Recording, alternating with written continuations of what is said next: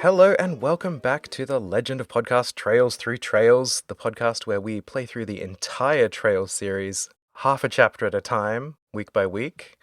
I'm one of your hosts, Matt. I use he, him pronouns. I'm another host, Lex, and I use she, her pronouns. And today we have an extra special guest with us. Welcome, Autumn. Hello. Thanks for having me on. Thanks so much for coming on. We're so excited. Autumn, would you like to introduce yourself for our lovely audience? Yeah, so I am a games critic. I write about video games for a living, and I've written a lot about the Trails games. Your piece, The Way They Walk in Liberl, is one of my favorite pieces of writing about Trails, which makes it like one of my favorite like video game writing pieces. I reread it every few months. I go back and reread it just like to get that like cozy feeling of replaying FC for the first time, and like I don't know, something about it. Oh, thank you so much. I don't think anyone's ever said that about something I wrote before. I have it bookmarked. I go and reread it. I do that with video essays, but I've never heard someone do that with essays. That's like really nice. Thank you. I'm too ADHD to be good at doing that with video essays, but reading, I can always read.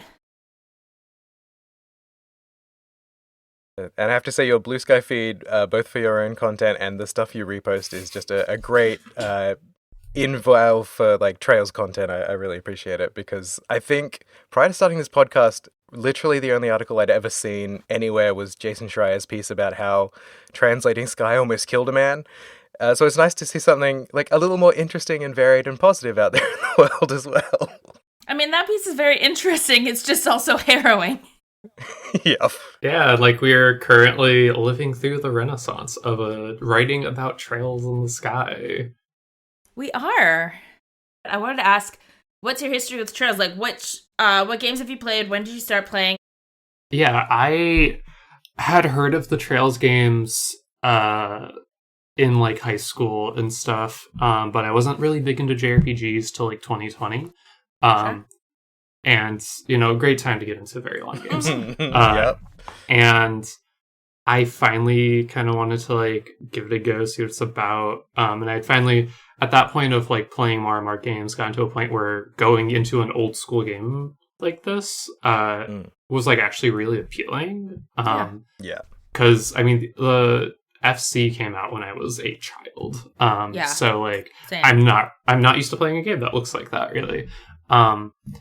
So yeah, I just fell in love with it. I kind of write about my experience playing through these games in that piece that we talked about, but I would just come back to them every few months and play for like a week, and it would always just get like very cozy experience with it, of like playing late at night with tea, candlelight, like just chilling out. And yeah, so I like just had years of playing through the Sky trilogy, and then I did play the third game of the trilogy in like a week though, over like one holiday 2 years ago. It is the shortest, and it's yeah, really it's the easy to shortest. just zone in on that one. Mm-hmm. The flow of it's so different. Yeah, and then I've had a really weird journey with the game since then. After that, I think this was like 2022, maybe 3 when I finished Sky the Third. I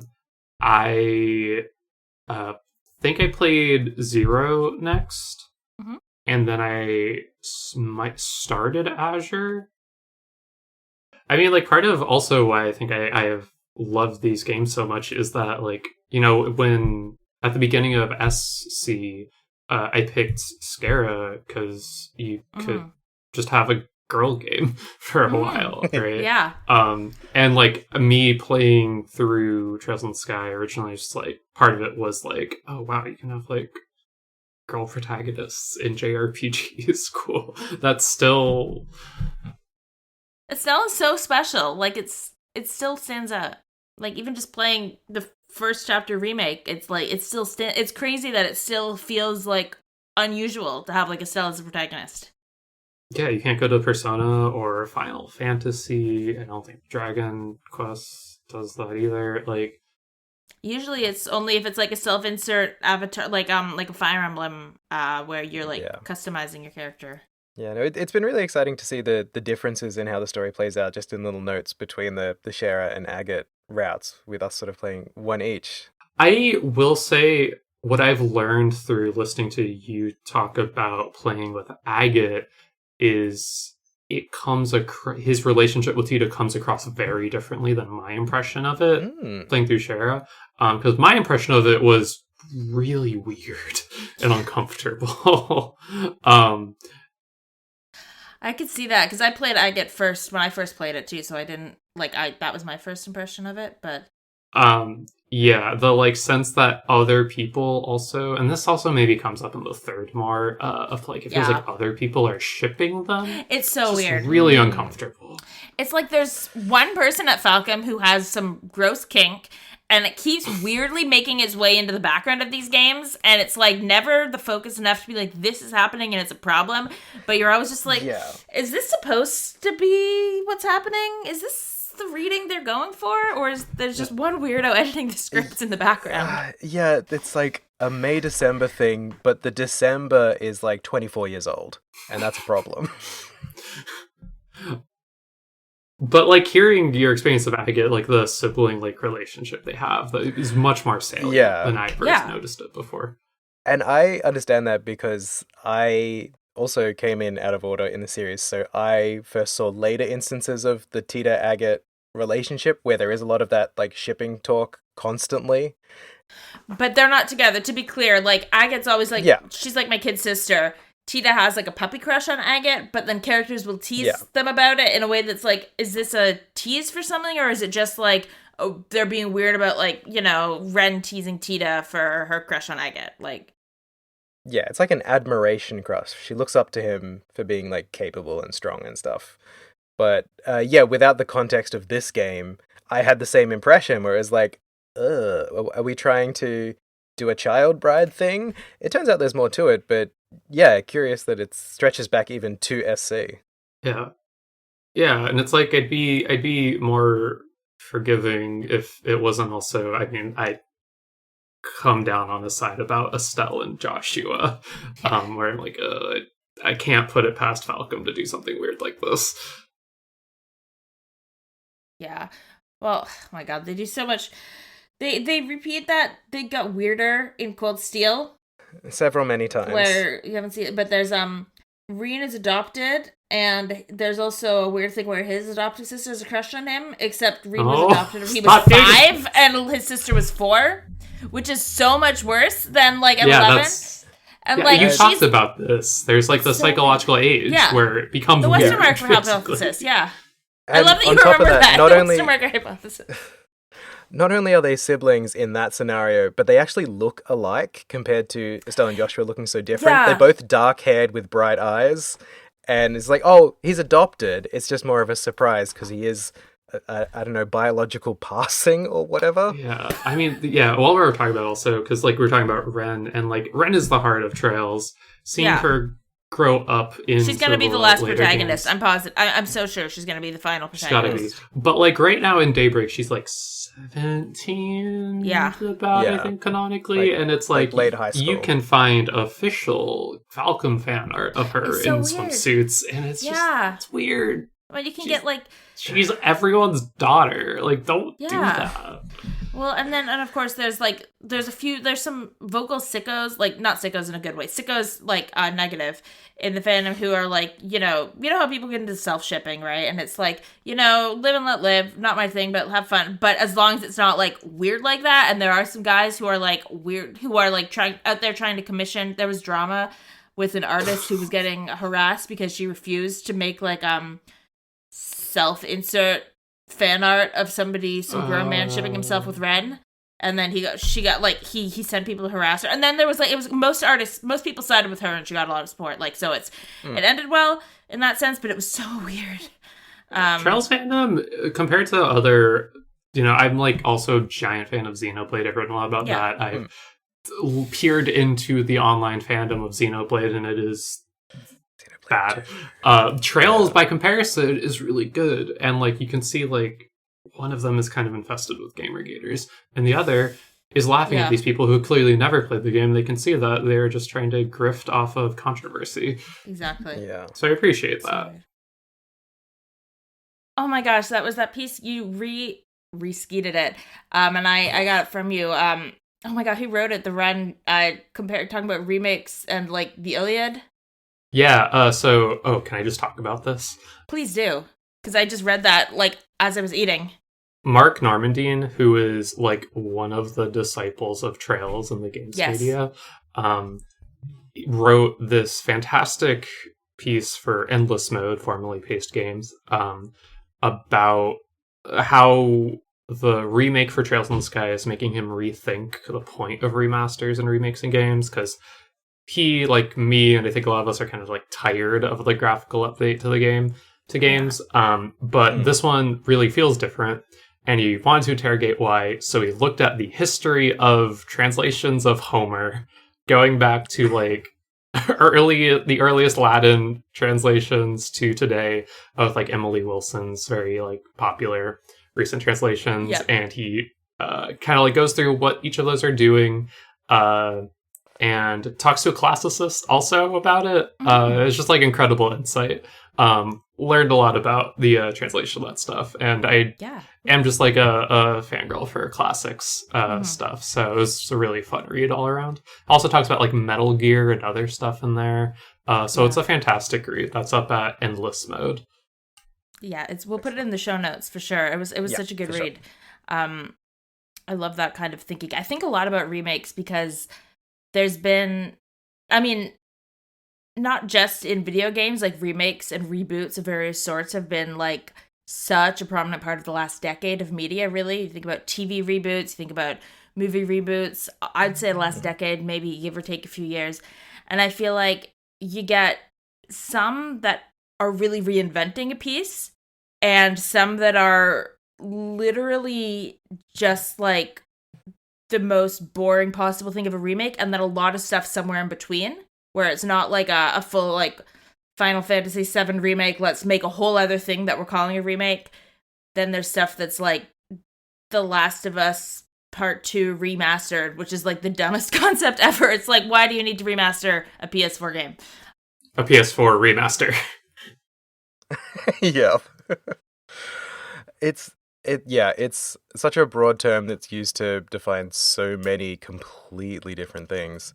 At the same time, like I'm finding it hard to define exactly what the Trails First Chapter remake qualifies as, because it is remade, but it's incredibly faithful to the original text. But it is a retranslation of the original text. But then there are some little new bits, and obviously mechanically and stuff like that. Mm-hmm. So it's incredibly faithful while being incredibly unfaithful at the same time. And it's just good. I feel like because the story of like the experience of these games is so tied to the land of Liberal, it feels like you are again revisiting Liberal as it was before, but you are just revisiting it with like fresh eyes, yeah. New camera angles. Yeah. And like the experience of being able to look up in the sky in this game. It's like, wow, yeah, that really does change it. There are trails in that sky. It reminds me a bit of like when silent movies, like the same story in a silent movie there would be a new movie once they had sound, like black and white movies that then had like a color remake. And obviously not all, like oftentimes the black and white movie to the silent movie is arguably better than the remake, but where there was like, there's a new dimension you can add to the storytelling that in a good artist's hands can be valuable. It's not just like, let's put it forward to the new graphical idea. There's actually, if you're smart, you can use that extra dimension in your storytelling and in your craft. Or not just if you're smart, if you're good and skilled at your craft. It's just such a joy, that game. There's so much love put into it, I think is what's so special. Like you can tell they love it as much as we do. And that's not always the case. The thing that keeps getting me is just that how many places around the map, because I'm in chapter 1 now, I've only sort of dipped a little bit into it further, but just how often you can see the tip of Grancel Castle over the mountains from everywhere. Yeah. Because that is what a castle will do. You want it to be seen across the whole kingdom. That's how you are a queen, that people know you're there. But it's also very quietly done. It's not like, cartoonishly high above the mountains or anything. So it's there if you're looking for it, but for everyone else, you won't get that context until you reach Grancel and say, shit, that's a tall castle. That's really big. Yeah. The queen must have knees of steel getting up to that bedroom every night, honestly. Oh, man. Yeah, damn, Alicia. I really like it, and it's good, and I can't wait to play more of it, even though I literally just did this one. Yeah. Like 5 minutes ago. It is good to re-examine the text, having the fresh eyes of knowing the whole story and just catching all these line reads. Like, there was one I sent Lex just before we started recording today. It's a line from Josh, where he's talking about when they have to sneak in to talk to General Morgan at Harbour Gate and pretend they're not bracers. He's like, it's not lying, it's just, like, not giving the whole truth, so that makes it okay. And I was like, so this is how you've been living for, like, a decade, huh? Just say, I didn't lie, I just didn't say the whole truth. Just withholding information, that's not lying. Yeah. Do we want to actually get into the chapter? Or, because We I'm probably happy to should. keep talking about remake, but I also am aware that we probably don't want to keep you, Autumn, for like our 3 to 4 hours that sometimes happens when we get really, really caught up in our random conversations. Though I'm happy to talk about any Trails topic forever, obviously. Oh, and there's my collection, by the way. My new delightful. Lovely. Yeah, that's a beautiful shrine. It is. I almost bought one of the collector's editions at a convention this summer. It was like almost 200 Canadian, and I couldn't actually afford it. I was so tempted, like I kept coming back and watching, and then I was like, I literally can't justify this money. I wasn't employed at the time. I'm employed now, and Doug gave me, there's 7 collector's editions and 2 non-collector's editions for 150 Canadian. Damn, that's pretty good. Which is pretty good, considering. So I think that's like 120 American, maybe. Considering that I was really tempted to pay 200 for them this summer, I'm like, okay, that's my that was my one splurge of having a new job, and now I have to like go back to being responsible. But I feel good. My one splurge was paying for the Season Pass DLC for First Chapter Remake. Thankfully, it's priced at $37 here, as opposed to Daybreak 2's DLC pack, which was like $76. Jesus. Utterly ridiculous. I'm just going to live without biblically accurate Estelle. It's good, though. I really like it. They have a It does setting look good. that automatically disables all costume DLC for event scenes, so you can have as much fun but still feel the emotional beats. It's great. Like, literally, you just walk up to the door, everything switches off, even the alternate colors and everything, so you get the true experience. So I feel like I can just run around with giant wings coming off of Stell and a cloud of burgers following Joshua and be like, yeah, this is normal. This is fine. I can't wait for you to do biblically accurate, Olivier. Oh, that's going to be good. I just met him in my playthrough. He's delightful. Matt Mercer does a great job. But, one thing I will just say for anyone out there who did not pay the exorbitant prices for the Bracer edition or the premium edition of the game, that really cool Neo Bracer costume for Estelle that they showed off as DLC for those editions, everyone else will be getting it as a freebie 2 weeks after release, but it's only available to purchase and download for a month. So you have to get in quick. But it's just like an even cooler version of Estelle's costume that's more like sportswear-y and athletic, which I really enjoy. Joshua doesn't have a Neo Bracer costume that they've announced, so it's only Estelle, which is weird, but He's having too much of a crisis of conscience over being a bracer at all. He can't be a Neo Bracer. True. But yeah, that's enough about the Sky First chapter that we're not here to actually talk about.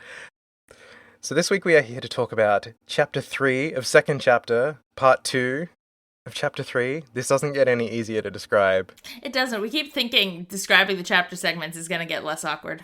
It doesn't. Just wait until we have to start giving date and timestamps in the later games. That's not going to help either. We were in the middle of our big investigation to make sure that the peace treaty went off without a hitch, and also that we found Ren's missing parents. So far, 0 for 2, but we got some information, which is helpful.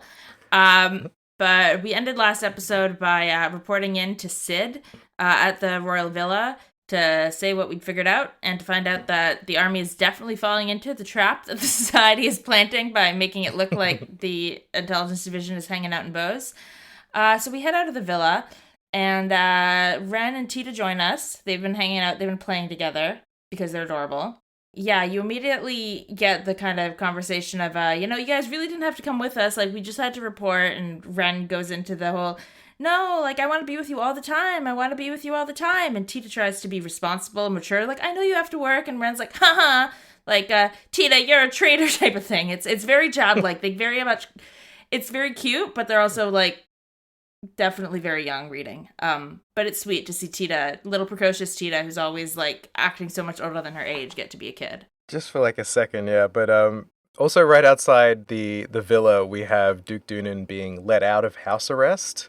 Yeah. Which he's very excited about, except for that he's pissed that he doesn't have enough guards. He needs a whole platoon. Yeah. Although I really enjoyed this because Estelle's just standing there, a girl but only 16, mercilessly mocking this like heir to the throne, just being like, hey, you aren't that important and you need to rethink your life, and also you're kind of chubby, so maybe you need more exercise. It's not the fat shaming Estelle, come on. But he does need discipline. I'm going to choose to believe that it's more about like having discipline of some kind, because he's had none, not body shaming. We're going to assume the discipline. And she does say afterwards to Philip, like, I think he's like this because he's never been scolded.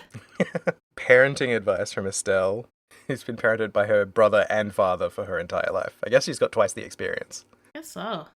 I also caught one very funny comment in the royal villa. There aren't tourists there anymore because they're getting ready for the pact. But the senator who I had found last episode, who was saying he's here and his wife doesn't understand the importance of his job, and his wife is like, he's not important enough to have to be here, but he thinks he is.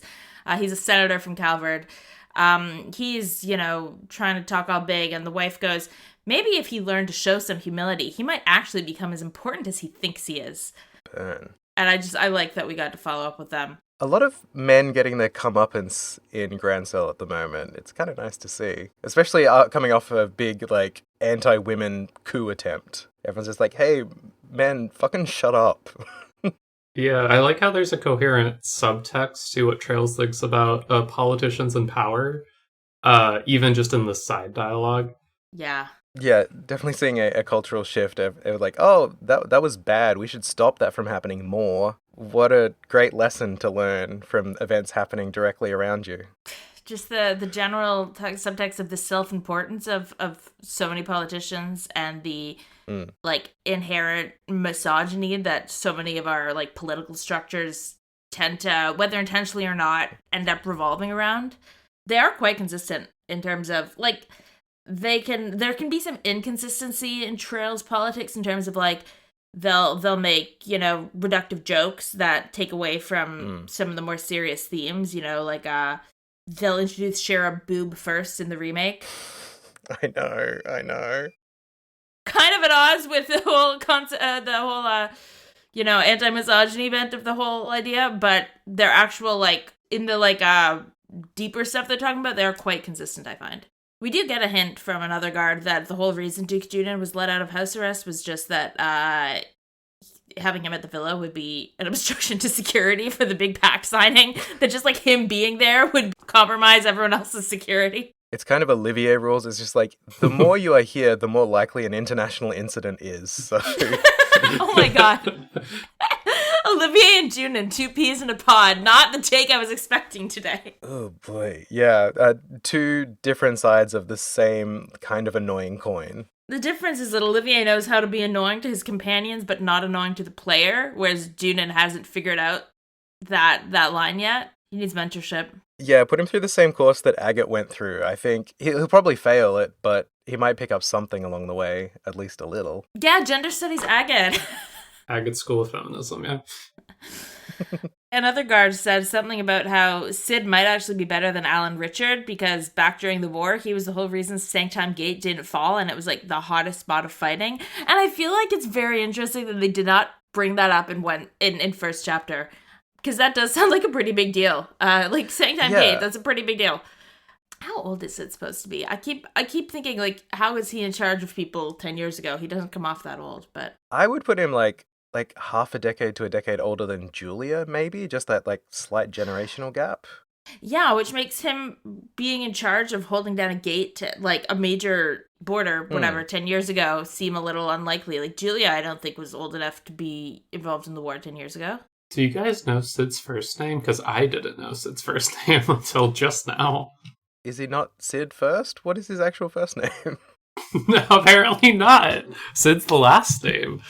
Wait, what's his first name? Maximilian. Jeez, that's so weird. Max Sid? I think I knew that you said that and it was familiar, and then I think I've just, like, hid that. His fandom article doesn't actually list age, though. I mean, the age range is so nebulous in Japanese RPGs anyway. Like, if you're over 20, you're ancient, so everything just kind of condenses into one slop of old people time. Yeah. He could be anything. Some old people have white beards, and some 14-year-olds have silver hair, so...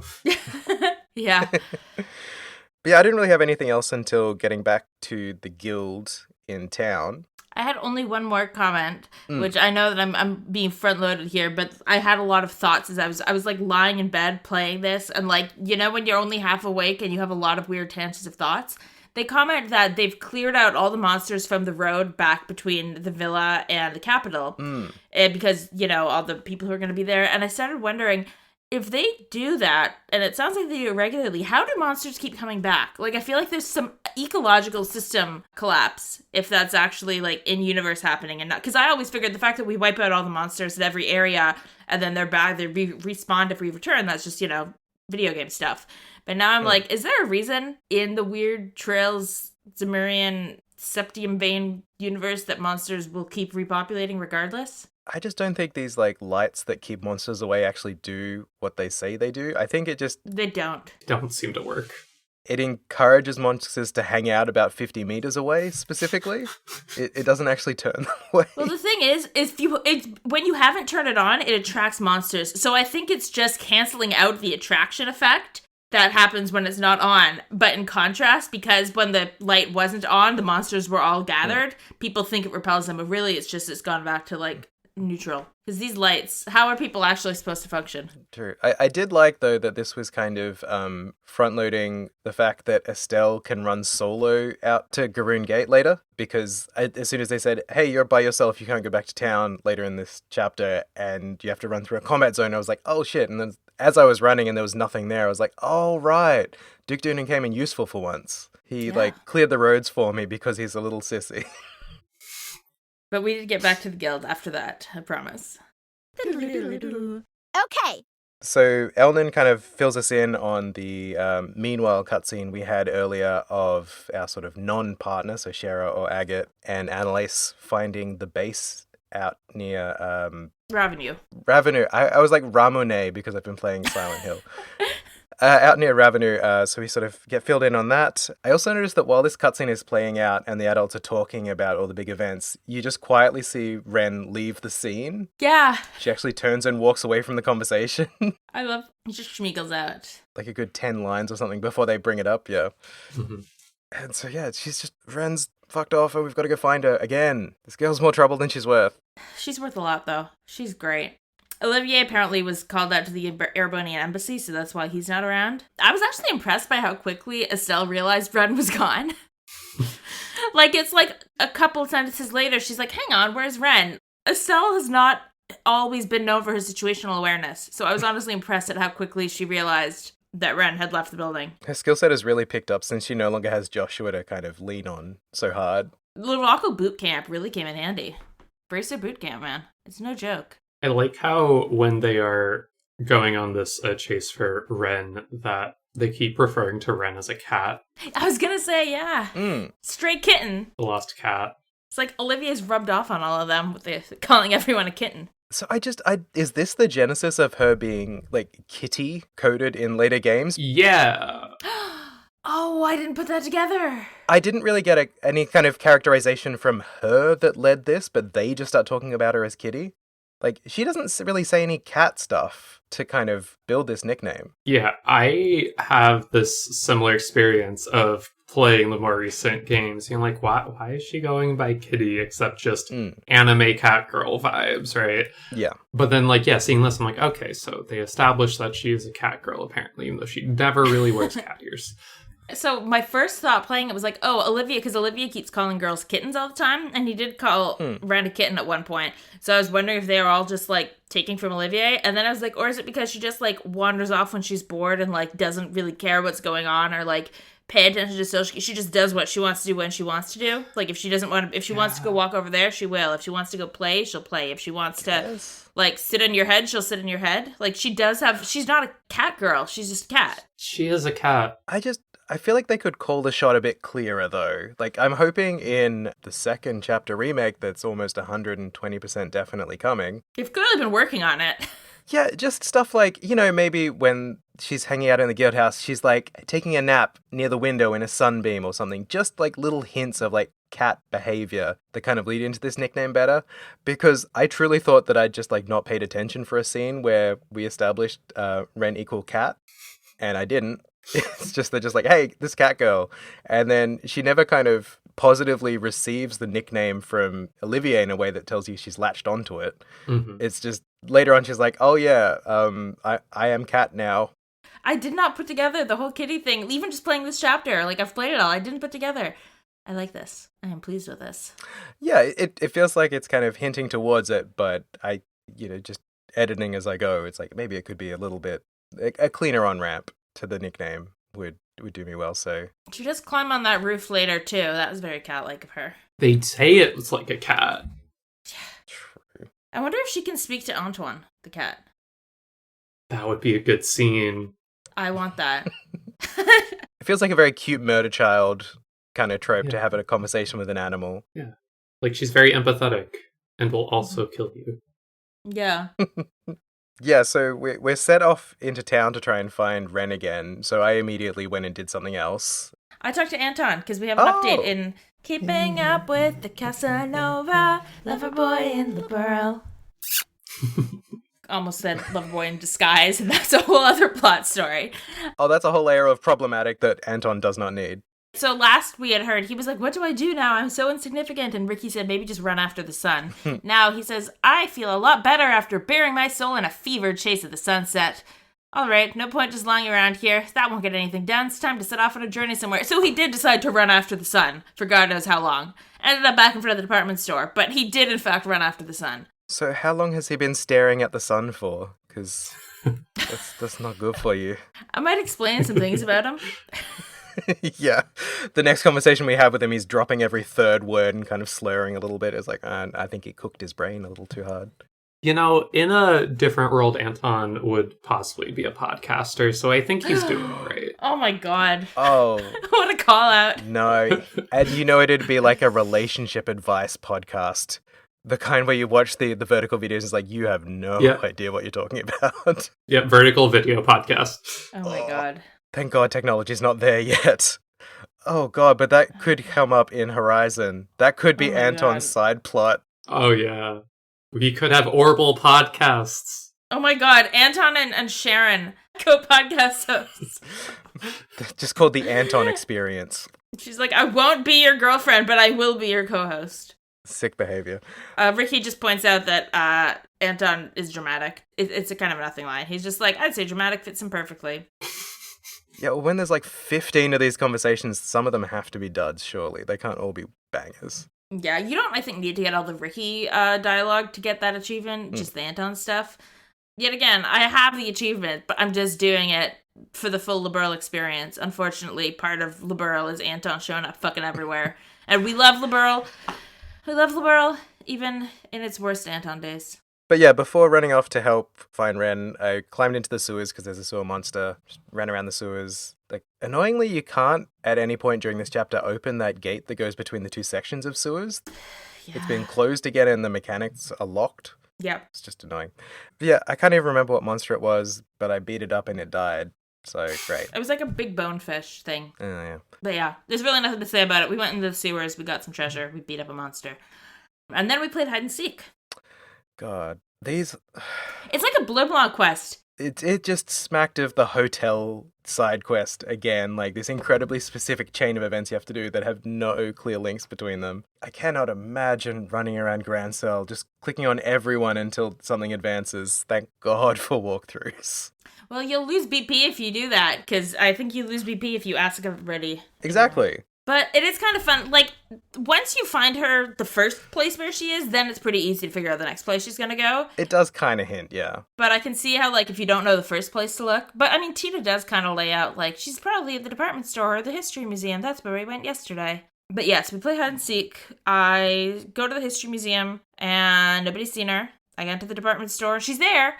And somehow we never, we see her walking across the department store. We don't shout, Ren, hey! Or, like, something that would get passerby's attention. Like, usually, if you're in a public space and somebody's shouting about a child and you see a child alone, like, somebody would be like, hey, is something going on? Like, somebody would tune in, but we don't think to do that. We just let her walk off. We're like, damn it, we can't run fast enough to keep up with this walking child. Yeah, and it's a weird path that she takes. So you go to the museum. If you're following the correct chain of events to get the maximum BP, you go to the museum where they say, nope, haven't seen her. Then you go to the department store where you see her leaving the opposite side. So I walked out of the museum to the closest door.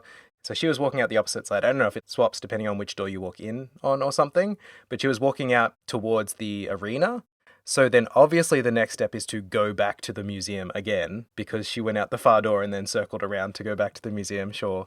Oh, yeah. No, that actually, they did change it because for me, she was walking out the south door of the department store. Okay. Opposite. Interesting. Yeah, so she circles back. You go in. They say she's there. She's not there. You leave because she leaves. It's interesting. You go to the top of the history museum, and then when you're going back down the stairs, you get the cutscene of her leaving. And as she's leaving, she tells the like receptionist there, she goes, do you know where the colorless fish are or something?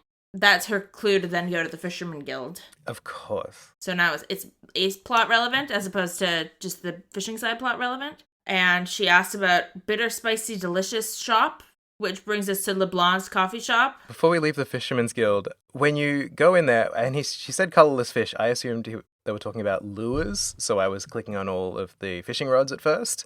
What she's actually talking about by colorless fish is the black and white prints on the wall, sure. The weird thing, though, was when you go to look at them, the man behind the counter, whose name is Fisher, says to you, oh, interested in my fish print, are you? Which sounds like a really uncomfortable come on. Like, everyone wants to look at Fisher's fish print, I guess. I don't know how often that line works, but it's a big swing. When we met him in FC, everybody else in the Fisherman's Guild was complaining that, like, they're so jealous of him for having the name Fisher, so maybe they all do want to look at his fish print. The Fisherman's Guild is a lot like the world of theatre in terms of how you get to the top, I guess. You think they'll add a dating sim for the Fishing Guild in the SC remake? They fucking should. Now I'm not gonna get that out of my head now. Oh no. They'll give us an early introduction to Lloyd, Reen, and Van through the Fishing Guild dating sim. It sounds 100% like the kind of minigame that would have been in Reverie. Just like a weird side content. There's like a beach adventure one. Of course there'd be a Fisherman's Guild, like, what you'd call it, like Hook, Line, and Sinker or something, surely. Like, the name's right there. Oh god. This is happening in third remake. In any case, after getting a good look at Fisher's fish print, we are directed on... Where was the next one? I forgot. The coffee shop. The one that I call LeBlanc because they serve curry and coffee, but it's called like Barral's or something. I don't know. It's LeBlanc's from Persona 5. Oh, it is Barral's because Barral is the man behind the counter. And he says that Ren got a cafe au lait. Very distinguished palate for an 11-year-old. Is cafe au lait just like, that's just a flat white, isn't it? Au lait with milk? It's, like, that's what it means, but it's not just like a regular coffee with milk. Like a latte? It's like a latte. I live in Melbourne. I should know more about coffee. I think it's like the milk is hot. Like steamed milk, okay. Like steamed already, but to a regular coffee as opposed to like espresso. Oh. It's good, but 11-year-old. Yeah, stunts your growth. Bad choice. But she has another question. She's just like asking all these people random questions as she goes around. She wants to know where they sell the sweets that disappear if you leave them alone. Okay. Ice cream. That one's simpler. I was just remembering that she and Tita got ice cream, so I was like, yeah, obviously it's the ice cream place. And also I was like, This ice cream place has been really A-plot relevant, like, through. Like, that's where Estelle goes when Weissman decides to swoop in and, like, traumatize Joshua. She's off getting ice cream, right? Mm. You can buy a CP snack there in FC and here. Those are a rare treat in these games, yeah. It's important. This one specific ice cream shop is important. Oh, that reminds me, I have an update for you, Matt, about the weird restaurant, the weird place that's zoned for a restaurant. Oh, I didn't check it this time. The girl Nona, I think she also sells ice cream or something at she's right at the entrance of Grancel, one of those food carts. Oh yeah. She says, "Oh, there's an old house that's available for sale or for rent in the West Block. Maybe I should buy it and open up a restaurant there." So people are taking note. We'll see if that happens. Grancel's first Cold Rock ice creamery. How exciting. Also, outside of the ice cream stand that we are meant to go to, I noticed there's two, I guess, tween girls who are arguing over the validity of the story about the Ruan ghost. Oh, I didn't notice that. It's like, no, it's real. And the other one's like, as if you believe in it. I'm like, oh, cool. So word is spreading of all these random society experiments, clearly. But yeah, we went to get ice cream, and she says that Rand stopped for an ice pop and said she's going to go see her friends at the landing port. So that's straightforward, at least. Thank God. It does really feel like she's been learning from the Blue Bonk school of writing riddles. They're not very well, like, field tested, and you can kind of tell that she's getting tired by the end of it. Oh my gosh, like Blue Blonde by the last riddle is like, just go here. It's like, go to the fucking hotel. Yeah. Can we agree that Blue Blanc's actually bad at writing riddles and I'm not bad at solving riddles? Oh no, Blue Blanc's bad at writing riddles, absolutely. They're terrible. He's not good at it. He's having fun. The ones in FC were better, so I think he had them peer-reviewed, whereas here he's just like out on the road, kind of just doing it as he goes. I don't think I've ever solved an entire series of questions without looking at least one of them up. Yeah. Probably me neither. There's always one where it's just like... I can't remember if there was any in Cold Steel I didn't look up, but I feel like I usually look something up. Maybe one in Cold Steel 4. But Cold Steel 4 also had way more map markers for, like, side quests, so that was also easier. Yeah. No, he doesn't make it easy. Thankfully, he's not directly involved in this one. But we head to the landing port. On the way, though, there's a little cutscene with... Gustav and Faye! Carting 2 V8 engines across Grancel. For something that's powered by magic rocks, it sure looks like a combustion engine. I find it so interesting that they're just hauling them out in the open. Like, they're not... Like, these are, like, the most wanted, like, things, like, in Zemuria right now, and they're just right there for anyone to see them hauling in, like, your little, like, you know, pull wagon that you'd pull, like, a child in. Like, the security of this operation could use a little work, I must admit. But he does make it... Not even a tarp over the top of him. Yeah, he does comment, though, that after... we ask if he's going back to Zeiss after he's dropped them off, and he goes, yeah, as soon as I've locked these babies up, I'm gonna make trails, and I laughed. Oh, yeah, I caught that one. I like a pun. We make trails. Ah, they said the thing. They said the thing. Tita loves the design of these things. She's like, they're adorable. And I'm like, I'm very happy for you, Tita. Chloe makes a point of saying, like, thank you so much for all your work, and Gustav's like, who the fuck is this? And she very brazenly just says, oh, hi, I'm the secret princess. Thank you for working for my grandma. Oh, really? I didn't have Chloe in my party. I love that. Oh, so it's a different... Yeah, I had Chloe with me. I had Jin. So she's like, hey, I just want to say thank you for all your work on these engines and everything. And Gustav's like, sure, but who are you? And she's like, oh, sorry. I guess I can tell you. I'm Princess Claudia von Oslis, granddaughter of the Queen. Thank you for working for my grandma. And he's like, oh, you're welcome, ma'am, Princess, Your Highness. So I guess we're not really, like, keeping the secret, because in the spirit of walking a top-secret engine through the middle of the city, she's like, hey, here's my thing. Maybe Duke Junan's saying that, like, you don't go out and, like, make yourself known to the people well enough. Maybe this is how she's addressing that criticism. Yeah, like, Miley Cyrus walking through the town shouting, I'm Hannah Montana! I'm Hannah Montana!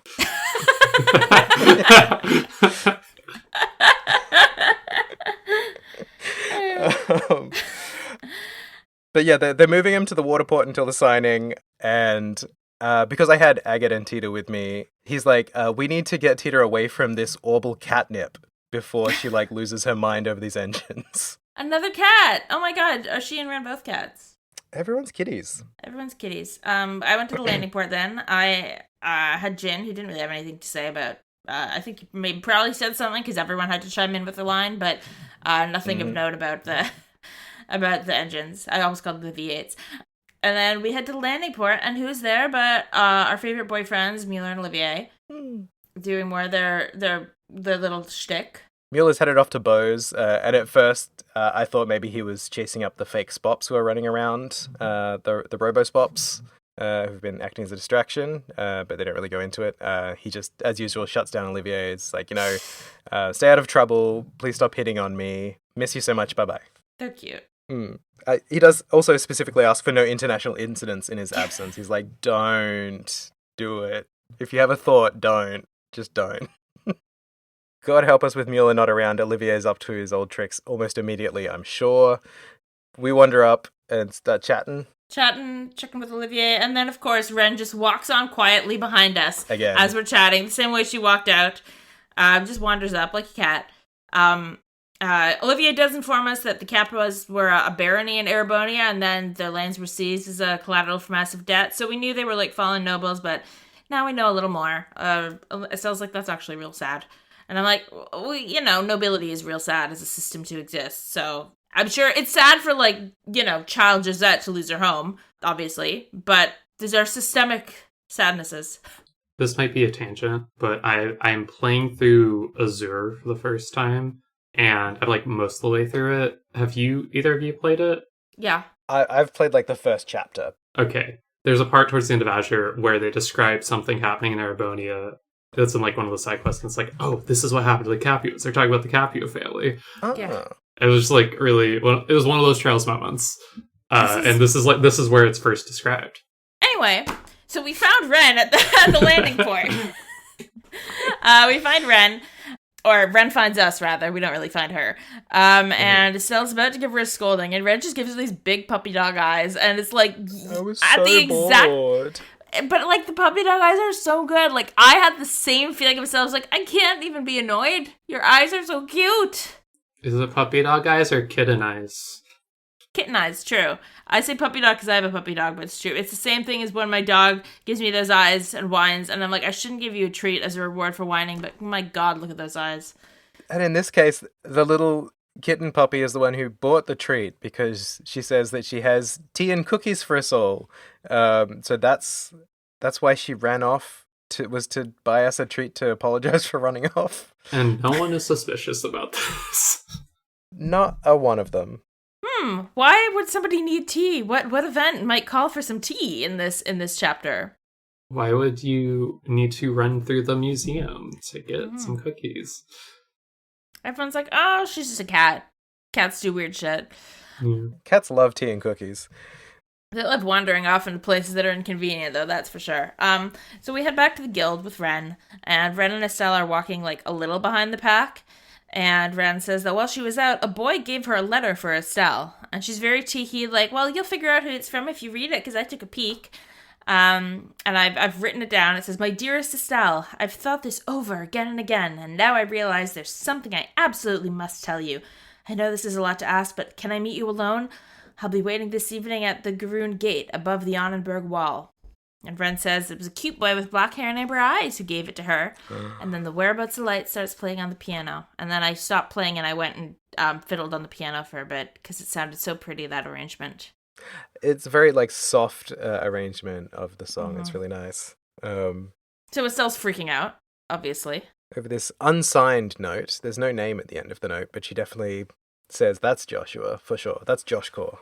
I know that handwriting. And then in my game, Shara comes out, and your game probably Agate, and Estelle's like, Shara, What do we do? And she shoves it at Shara, and Shara says, you go off, I'll make an excuse for the others. You gotta go see Joshua. Agate does pretty much the same. He says, like, she shows him the letter, he's like, well, you gotta go. I'll figure it out here. Is this a little irresponsible of the adults in the situation? Yeah. Yeah, we know that the boy child is a murder boy child, so sending anyone alone is not a good idea at this point. I mean, it makes sense for me with Shara in that, like, she's also kind of family with Joshua. Like, I can kind of see her, like, she also thinks of Joshua as a little brother. I can see her being irrational. It's still not responsible, but I can see her not being like, this might be a trap, because she's also really hoping that Joshua's coming home. Agate, I'm not sure why he's not occurred to him that it's a trap. I kind of enjoyed it because it feels like kind of a culmination of the little mini arc that he's had with Estelle traveling together at this point, because she's been surprised by him, he's been surprised by her, and now they're at a point where he just like has implicit trust in her as a fellow bracer, and he's like, absolutely, off you go. He's not like, be sweet. careful. He's not like, be wary or like, watch your six or whatever. He's just like, go, like, you got it. Yeah. Which is kind of a nice little moment at the end of this kind of separation portion of the game. So then you got to run off to Gurune Gate all by yourself. Yeah. All by yourself through the empty roads. Not a single fight, thank goodness for Duke Doonan.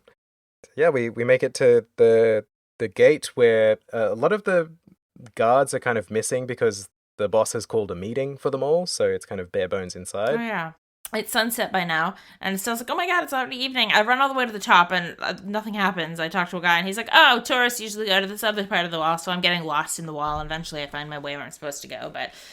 Which I've walked around this wall enough times for fun, to look for the stripper pole of peace that's up there somewhere that I'm obsessed with, but I couldn't find it this time. Instead, I just wandered around until eventually I had a cutscene. I did go into the rest stop and have a quick nap before going up the wall, because I'm just like, this could be a fight moment. I don't know that this is going to go great. I knew there was going to be a fight, and I still didn't do that. It's just like, run, we have to get there. It's almost sunset. I'm going to lay down for 20 minutes. As you should. And then we'll go check out.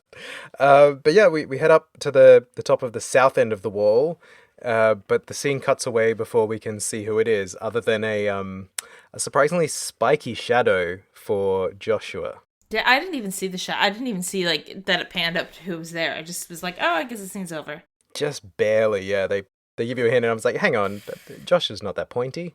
Who's this? But we cut back to Grancel with a drunk Doonan. Stumbling. He's stumbling down the road, talking about how curry's good, actually, even though it's peasant slop. Thanks. And he's mad about women, so that's just kind of keeping him busy. And he's mad about Philip. And Philip. He's mad that Philip finally scolded him. Philip took the parenting advice I still gave him and scolded him. So he went to get drunk, I guess. Mm. But then Amalthea shows up. She comes serving. She looks great. Her hair is pinned straight. She looks great in that teal color. With her her fashionable rebel beret that she's decided to start wearing. Yeah, I love that she's like, I'm gonna wear the beret thing, but now I'm gonna make it rebellious. Yeah. I'm just gonna wear a palette swap of my army uniform now that I'm against the army. Yeah. That's how you do it. And she's like, wow, you really are suffering so bad, Duke Doonan. That's so tough. And Duke Doonan's like, ah! And then the Spops show up and surround him. And it's like, yeah, they just want to help him so bad. Yeah, I would trust that woman if she walked up to me on the street. Just the straightest fuck-ass bob you've ever seen in your whole entire life. Her portraits are there's new expressions in this chapter, and she has the most sinister smile, giant smiles, and baring her teeth, baring her fangs, whatever. It's great. Mm-hmm. I also like that there was one later in the chapter where she doesn't have a hat on, and you realize she's got this big anime cowlick, and I was like, that's why she didn't want to go hatless after she left the military, because she's got that one curl that won't stay down. But after the Duke is drunkenly cornered for help, we cut back to the gate where it's revealed that it's not Joshua after all. It's Father Kevin. Estelle runs forward shouting Joshua, but it's Kevin. It's so weird how Kevin's called father when he's 20. I get it, but it always weirds me out. I'm like, how could you call his 20-year-old father? But he's like, oh, you're here to meet someone too? Crazy. Because he got a letter too. He doesn't know what Joshua looks like, so he's like, did we get summoned by the same person? He was very well-seasoned. I guess love can bridge any age gap. The way it reads to me is, and I could be reading this into it because it's how I want it, is that Kevin's like, oh, because he's like, oh wait, you mean that boyfriend of yours? Oh wait, I didn't realize he was that old. It kind of reads like he's like, wait, the guy who fucked her up that bad was also way older than her? Oh yikes. And then I think it's like he's kind of laughing off, I mean, love any age, hopefully I have a shot. It really feels like he's like, oh fuck, just play it cool. He's just confused to see a May December where the May is so old. Yeah, the state that he left Estelle in the prologue if it had been like a much older man, that is like even worse. Like it's already so bad, and then to think that like, oh, a way older guy left this girl in actual like borderline psychosis, like bad. Okay, so this is Weissman who gives him the letter, right? I think it was. It seems like, yeah. It doesn't get confirmed in the chapter, but it has to be. So, in a way, he did fuck her up. That boy fucked her up. Yeah, like he says, a handsome older man. Dark hair, right? I think, yeah, they agree on the dark hair. And there's not that many other candidates, even just for handsome men among, like, the baddies. Yeah, it's not Walter. He's the dark hair, but even without that, I feel like, you know, well-seasoned is not the word people tend to use. Even ignoring how his profile art is a little weird, in these games, everyone keeps describing him as giant, even though his profile art does not look like the bulkiest man alive. Everyone seems to think he's the bulkiest man alive. And he wears sunglasses. That's obviously the most important descriptor he has. So Kevin would have said sunglasses if it was Walter. So we get a BP choice like, what's going on? And it's very obvious that the answer is it's a trap, not... The middle-aged guy was Joshua's disguise is the third option. I meant to go and check what the response is if you put that, and then I forgot because I wanted to go and like double check that. Look, that's on par with FC Estelle, maybe not SC Estelle. She's usually a little bit smarter now. But it doesn't matter because suddenly there are drones. Some drones fly into Pestros. There's archaisms. And Kevin comments that archaisms are supposed to be ancient, but these seem to be built recently, which I'm used to thinking of archaisms as like the things the society uses. So I was I was like, oh yeah, they are supposed to be ancient, like originally. We fight the archaisms. They're annoying, but they're fine. And then Kevin says they're just as good as the ones down below. And I was like, wait a second. How the fuck do you know what's underneath Grancel Castle, Kevin? Yeah. Those are spoilers. Kevin... And he goes, "Irk!" in all caps. And continues to flirt with her. Yeah, he's not very good at being a secret religious man. He's like dropping hints constantly. They're all like this. They're so bad at, yeah. But then a soldier shows up, like some sort of captain soldier, to investigate the disturbance, and like, what are you yelling about, whatever, and so we were attacked by machines, and Kevin's like, and she's a bracer, and so why don't you show him your bracer badge and your bracer notebook to the nice soldier man so he doesn't shoot us in the face. Kevin has had experience with police brutality, methinks. That's the immediate read. That's the vibe. But the soldier is like, okay, yes, those look real. And they mention that Kevin's like, yeah, we're investigating the Society of Ouroboros, and they're like, oh yeah, we heard about that. That's like an issue. We heard about that. Does that have anything to do with those guys that just appeared marching the main roads? We're like, what? The what guys now? Yeah, they're those guys who march like 200 meters down the road, T-pose, and then return back to the start and do their animation loop again. Those like Spops guys, yeah. It's interesting that they are so bad at keeping secrets. Hey, didn't we get told earlier in the game that we shouldn't tell people about the society while we're investigating them because you never know who's a secret agent or whatever? And then Kevin's just like, we're investigating a secret society that's permeated our world on every level, and they did the coup and this and that and the other, and here's everyone's names and ranks and enforcer numbers. But don't tell anyone. Yeah, Kevin's like, anyway, let's go to the guild house. Bye. So let's go. And just kind of walks off, and Estelle chases after him. It's like, wait a damn second. She goes, Kevin, if that's even actually your real name. Mm-hmm. He says, well, I've never lied to you. I'm a full priest. I'm just not just a priest, which is the Joshua Bright school of, I just withheld information, so I didn't lie. Same shit. He almost word for word says the same thing. It's like, I didn't lie, I just didn't tell you everything. And it's not a good sign that the good guy is taught the same way about secret keeping as the bad guy, Joshua Stray. But yes, he promises to explain in full later, but time is of the essence, and we can't talk while we're running back to the city. And he's like, but really, I'm really serious. I really will tell you everything. But like, not now. We gotta go. Now let's silently run side by side for 20 minutes.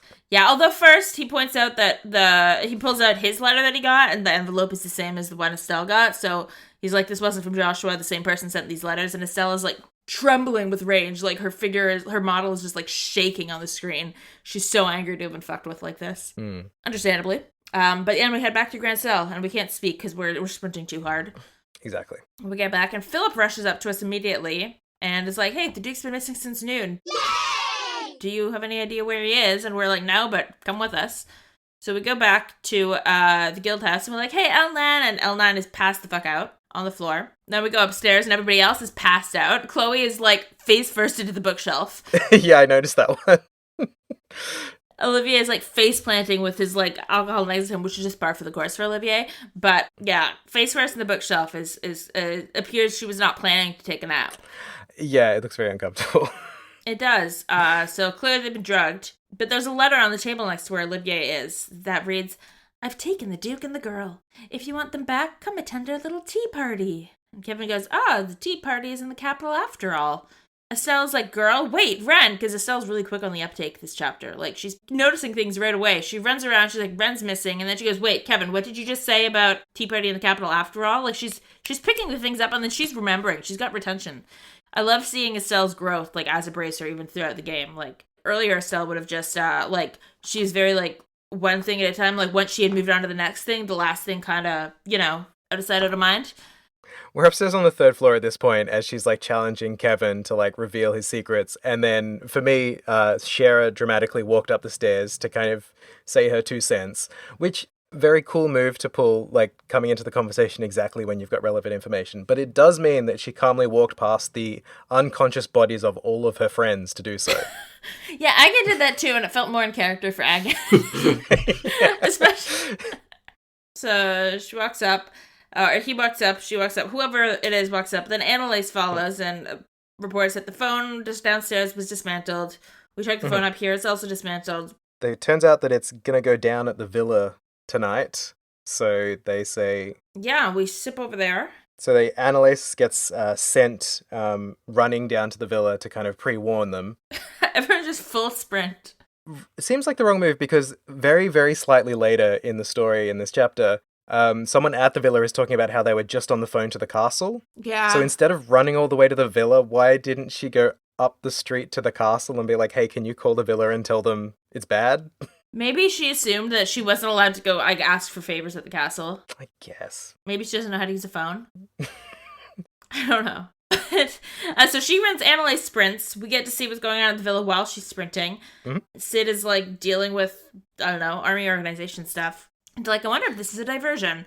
And then suddenly a soldier runs in and reports that the guild phone is, like, not connected. Mm-hmm. And says, like, I need to pull in a little extra insurance. Could you take over? He says to his assistant guy. He's contacting a certain someone at Leyston Fortress. Yeah, so I couldn't decide who he meant at this point, whether it was Dad or Julia. But it didn't seem like a dad-level threat, so... A dad-level threat. He's a big deal. He's like the king of the army or whatever.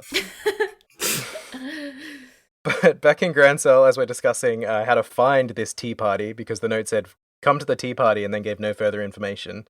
So maybe the worst riddle yet. Yeah, we're kind of giving away who it is. But yeah, she got so tired of all those riddles that she can't even give hints anymore. She's like, just come fucking find it. But luckily, we hear, because Sieg is here to show us the way. Sieg to the rescue. Yeah, to lead us Lassie style towards the West Block. And Kevin's like, what the heck? But in my game, Agate's like, oh yeah, here we go, with Sieg showing up. And it's like, he has been totally converted on bird telepathy. Like, in FC, when Sieg showed up and showed us the way, he was like, what the fuck, you people are, like, messing with me. Like, what are you talking about, bird telepathy? What is this? And then in this game, Agate's like, oh yeah, it's Sieg. It's Sieg time, baby. He's hype. Yeah, Cheryl was not that keyed up, but, yeah. She's missing out. But Sieg leads us to the port, unsurprisingly. Because that's the new area of the game in Grancel. Which is full of dogs. There are so many dogs in the harbour. These attack Dobermans. I feel like so attached to the dog person in Trails because cats are always like the best friend characters and the dogs you always need to kill. And it's like, it's real personal. But yeah, the attack Dobermans attack us. Then there's a bunch of them around. We have to run away to find a warehouse that's open. Yep, so we go into the workshop, which is the one where Felio works, the guy who we helped break his gambling addiction. He's cornered there with another employee by some spops who actually talk this time, so they're real spops. We come in and beat the hell out of them, and they sort of, well, at least we gave her time, so another unnamed but gendered individual out in the world. You'll never guess who it is. Agate goes, more lives than a cat, I swear, about Amalthea. I can't remember what Shara said. I didn't screenshot it, so it must have been that interesting. Suddenly I feel like I'm losing out by doing the agate playthrough because I don't get him in this one little bit. You got plenty of good content though, don't worry. There's pros and cons to each side, I think. But Estelle does notice that one of the engines in the back of the workshop is missing. Hard not to see it because they are the biggest V8 engines you ever did see. They took it further into the harbour somewhere, apparently. So we've got to keep going into the second screen of the harbour, where I almost immediately ran into the event scenes by accident, so I don't know if there was anything else interesting going on. No, if you're in the wrong direction, there's not even attack openings over there. Like, they're very much like, Okay. yes, there's, like, they're pretty good at trying to show you where to go. I got lost a bit, but not because the game was hinting to me that there was other stuff there. But yeah, we find Amalthea with Dunan and the Spops. So Estelle's just like, give him back. Like, we don't really want him, but give him back. She really wants Ren. But she's like, we're just helping him get his throne. And Dunan's like, I have nothing to do with this. I don't want to be part of this. This woman scares me. I love that Estelle's just like, at this point, she's like, you're doing the same plan again? You're trying to make him king? Still? It didn't work. Why are you doing the same dumb plan? She also calls us dogs. She says braces are dogs, which... More anti-dog rhetoric in this game, yeah. Right? It's a problem. I had to roll my eyes when she announced the name of her plan, though. It's the most... I'm sorry, it's the most America fuck yeah kind of name.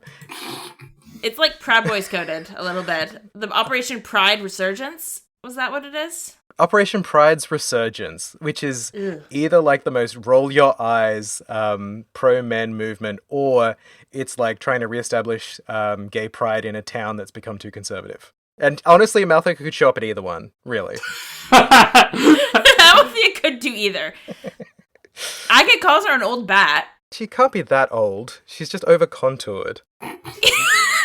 She's just over-contoured.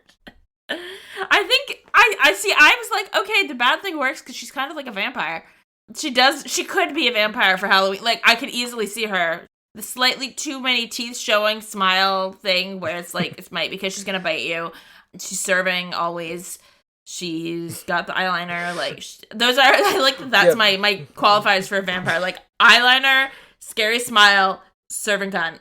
That's what it takes to be a vampire. The blood, that doesn't matter. The sunlight, that's fine. Speaking of her, like, you know, she's trying to make him a king again. Yeah. This whole plan, like, the idea of it is absurd, but I was thinking about how Amalthea is in Greek myth the nurse who took care of Zeus while he was growing up. Oh yeah. And I was trying to think of that connection. I'm like, does that mean that the Spec Ops is like the gods? I'm forgetting this dude's name now. What's his name? Alan Richard. Richard, yeah. So is Richard like, yeah, is Alan the Zeus? That's a good question. Here? And that's like kind of what her name is for? In her eyes, at least, yeah. He's misogynistic enough for it. I could see him, turning into a swan or jizzing on a lady's leg or whatever stuff Zeus did. He mistreats his queen just like Zeus does. Not that Hera is without her issues, but, you know, lack of respect for the queen is a consistent... Not that I respect monarchies, but... Alicia kind of gets a pass. Like, she's one of the cool ones. She's one of the good ones.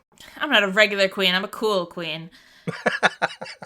She's the JRPG queen, where it's like, yeah, I hate the monarchy, but also I want to be the knight that serves the queen. Yeah, exactly. Yeah, so they go into the warehouse to make Dunan the king or whatever. It's not really clear. They're like, hold them off for a minute to some spops. We have to fight them. Yeah. And then I just used them to raise my CP before the big fight. When we beat them up, they're like... And then the warehouse door, the metal door, starts like booming outwards at us. Like, something's exploding. Mm-hmm. We're like... I guess like, oh shit, that's whatever the blueprints were for. It was late at night when I was playing this section of the chapter, and I was maybe not thinking the most clear. I was looking at this, I'd forgotten entirely about the plans for a tank that we had or whatever, and I was like, how does blowing up Duke Dunan make him king? I'm just completely lost. I was about to say, it's like a magical girl transformation for Duke Dunan into a king. Now I've just got an image of like a silhouette of him spinning and then his little bowl cut being turned into like Sailor Moon twin tails. It's just two little tufts poking off his head. He looks completely the same otherwise. But they didn't blow up the Duke. It was not that. Instead, the doors bust off and the impossible to pronounce tank shows up. Yeah, it's a big old tank. And Amalthea has like a cute little seat thing that I can't remember what it's called. Yeah, she's got like the little hatch, and they specifically animated the hatch. Yeah, but the lid that comes up and off. Rotating off so that they can have a sprite just slide up like a motion tween is great. It's so good. I love it. But yeah, she's gonna kill us, I guess. Whatever. No, she's gonna attack the castle. She's like, I don't even have time for you guys. I'm just gonna go right. and mow down Queen Alicia. Her incredibly complex plan, that's right, is to drive one tank to the castle from the far side of the city and shoot at it to prove that the castle's not invincible, and that will somehow make the Duke the king. The whole plan is just like, I'm gonna shoot at a building. That's it. Yeah, building with a moat. And a building with a moat. I mean, sure, it's got a gun, but you can damage the castle. That just proves that guns go. Did all the Botox damage her brain? God. I think maybe there was like a methane leak or something down in the sealed area that she's been crawling around in for the last few months, and she's just got some brain damage. The mold on the walls has been speaking to her. Her plan is like the underwear gnomes in South Park or whatever? Step 1, shoot at castle. Step 2, Step 3, Dunan is king. But she's got a decent shot because of the fact that this thing is also an EMP. Yes, she can turn off the lights as she drives through the entire city. Well, she can turn off the weapons. But yes, but I love that it's like, I'm just gonna run the queen over with this giant-ass tank. And it's so... She talks about it being like this super great big tank. It's better than the Erebonian tin can ones. It's so powerful and strong. And then it's driving at like 5 kilometers an hour. It's so slow.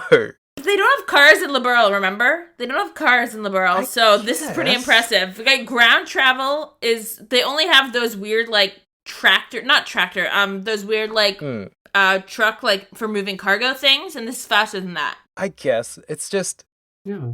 It's got flamethrowers and headlights. It's so far to get to the castle. It's a good thing they cut the phone line at the guild, because you can just imagine like sitting at the desk in the guild, kind of looking out the window and just being like, ring ring, hey castle, there's a tank. Yeah, just heads up. You've got like 20 minutes till it gets there. Okay, my favorite thing though is as she's going through the harbor, like every time she turns a corner, it's like she's like knocking over all of the like boxes and like the cargo. Like it's just getting destroyed. I'm like really paying attention to the model for the tank now, and it is so ridiculous. There's like the weather fan thing and what looks almost like a satellite dish, and then also and then it has to like a spoiler on a car, yeah. Drag fins. Yeah, it's like you're not going that fast. It's just like you look at it and like this is like the coolest tank ever as designed by a committee of men who think that women suck. It's like, what if it had racing stripes? Oh yeah, it's so stupid, and it's just cumbersome, and I guess it's got a big cannon, but yeah, it's perfect for Amalthea, because Amalthea would pick the tank designed by that committee. Yeah, it's bad. Yeah. She gets intercepted before she can even make it out of the harbor in her giant-ass tank by the Royal Guard. And it turns out Julia is the insurance Sid called in. Julia and Amalthea are, like, very, like, toxic Yuri-goated here. Like, they absolutely dated in school and it ended really badly. That's the only read. Yeah.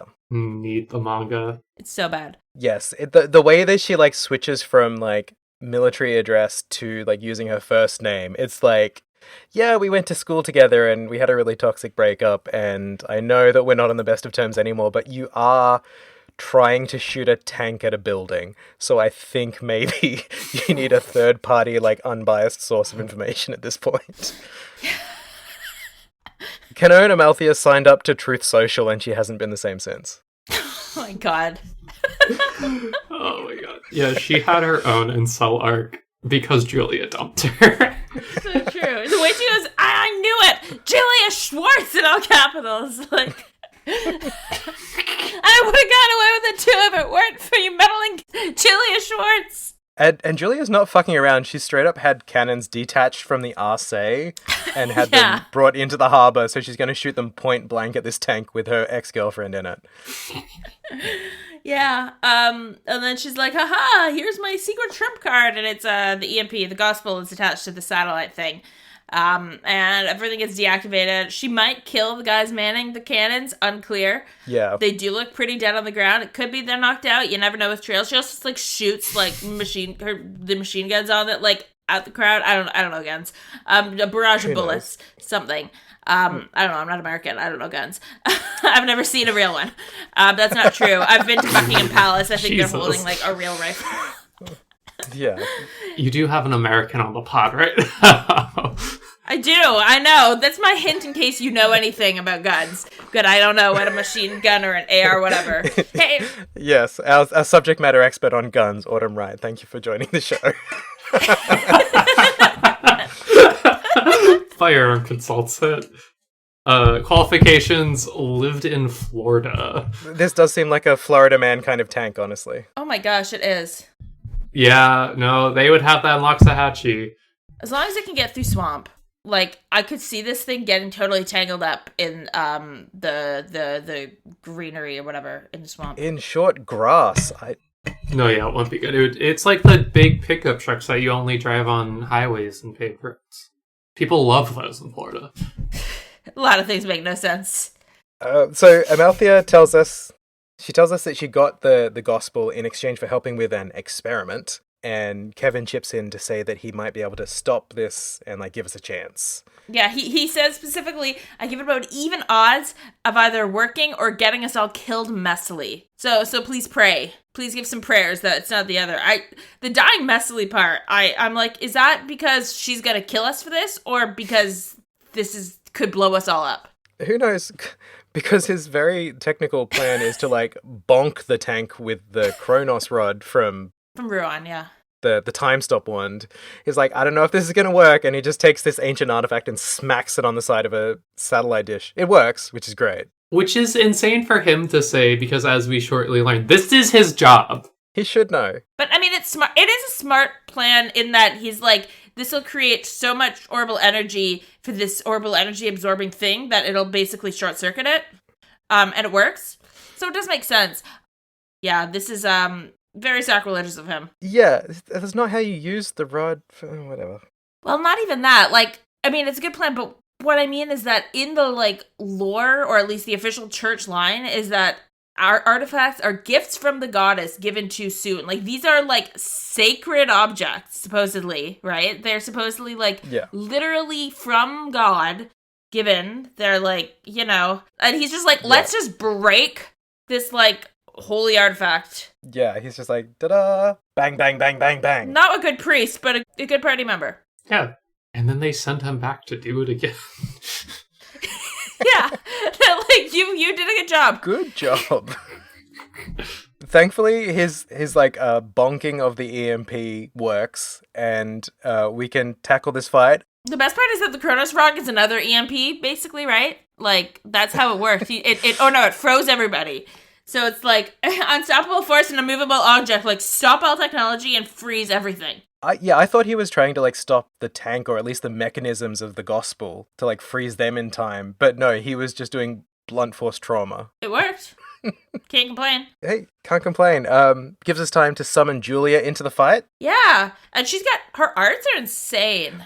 Yeah, she's got some end game gold art. Lost Mobius, which is, like, an end game from, like, that's an endgame art in, like, the Daybreak games, and, like, Reverie, like, she's got endgame arts, like, from way late, and, like, Ragna Vortex or something, like, window, like, they're all, like, 100 EP, like, you can only use one, but they're real cool.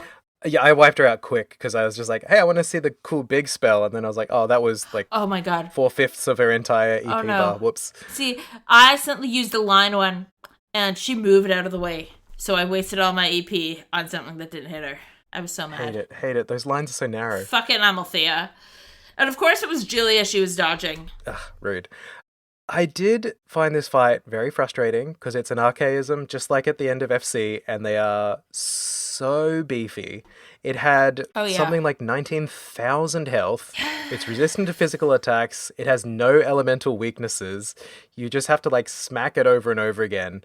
Although I did find that one of the only physical attacks I had that wasn't affected by its damage resistance was Julia's like 25 CP craft. Oh, yeah. Where everyone else was doing like 200 or 300 damage, she was doing 1,200 per hit with that, which was very satisfying. I think that has penetrate, which I think breaks through. Yeah, it's like the one where she says she strikes 4 times. Yeah. So maybe it was a penetrate attack. Julia's cool. Long fight.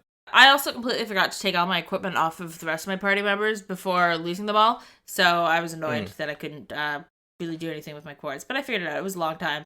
But Amalthea is pissed. We break her big tank. She says she's gonna beat us into the mud. And Estelle goes, big words for someone who brought a tank to a sword fight. I'm pretty sure we brought swords to a tank fight. Like, I'm pretty sure it's the other way around, but okay. But we beat her, shockingly. It takes so long, and that tank is so strong. I got wiped a lot, like party members, because it charges up this big beam attack that's strong enough to kill most of your party. But it charges so quickly, there's very little chance you'll have any moves in between to like, get people out of the way. True. So I was just getting knocked down over and over again. Thank God someone had Thalos. Oh, I just kept using Kevin's S-Craft, because Kevin's S-Craft gives you immunity to an attack. I don't think he was staying up long enough to build up CP to get his S-Craft in my version. Got it. But chipped away, I was very happy that my final attack was Julia's S-Craft. It felt very poetic that she should be the one to land the final blow. I did have a Julia attack, but it was just a normal attack. And she has that cool S-Craft where she draws like she has this like fiery triangle on the ground and then just utterly decimates the tank. Amalthea is really annoying. She just keeps putting mines everywhere. She's like, rah, like jumps across the field to place a mine down. It's quite funny. They're also useless. I mean, they self-destruct after a turn. But they don't have a range of effect. Like, I had people nearby them and they never got hurt. And also, when you blow one up next to her, she doesn't get hurt. They hit me a few times, but they didn't do that much damage.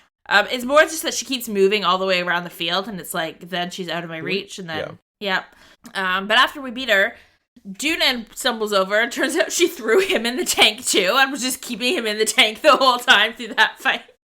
I got suspicious at this point because they ask if he was in the tank at the time and he's like, well, yes, which sounds like he's in on it to me. I thought he was just drunk. Maybe he's still drunk, but it seemed like they brought him on board and then like convinced him to join and then he was in on the plan and that's why he was in the tank. That was my reading in the moment, at least. I got the impression, I think he's too scared to agree with him again because it went so badly for him the first time.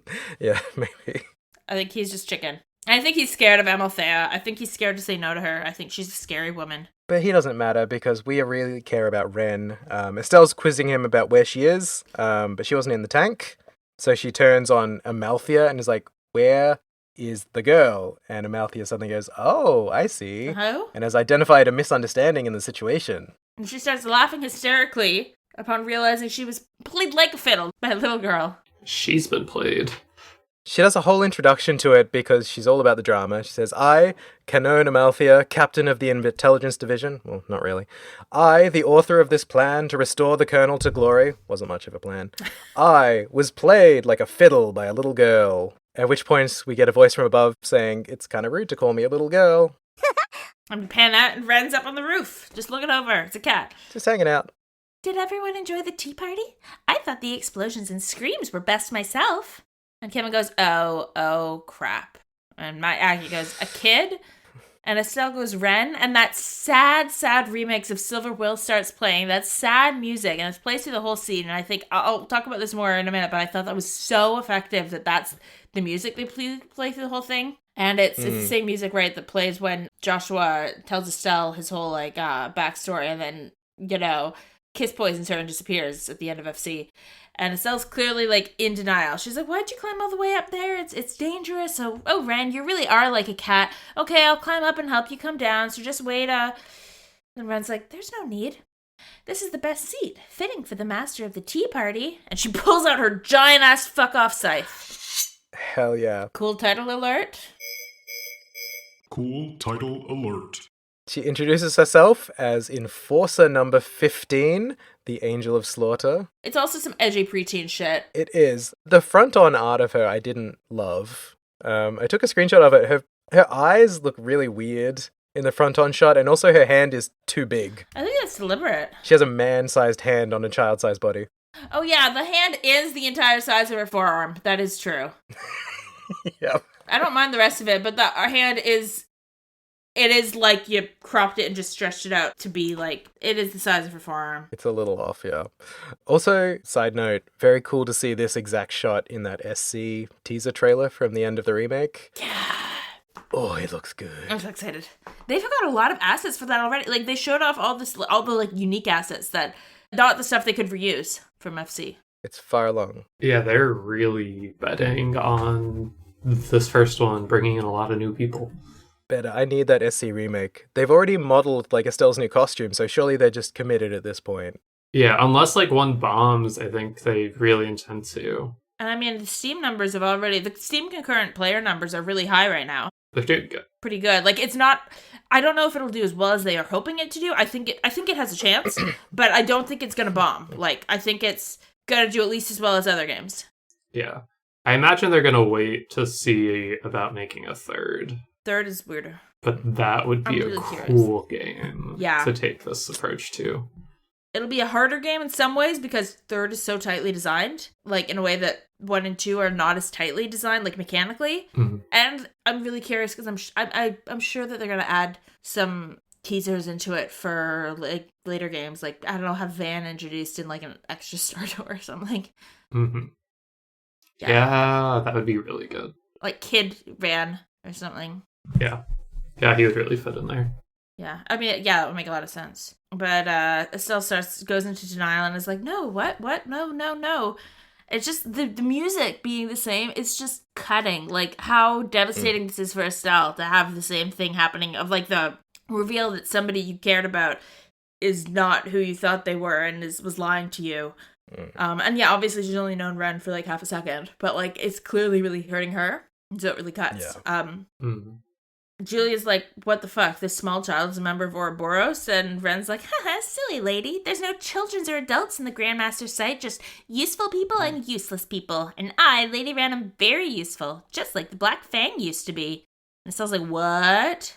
And then we get confirmation that Ren sent all the threatening letters, not just the 9 that we were investigating, but the one to Estelle, the one to Kevin, and one to Amalthea.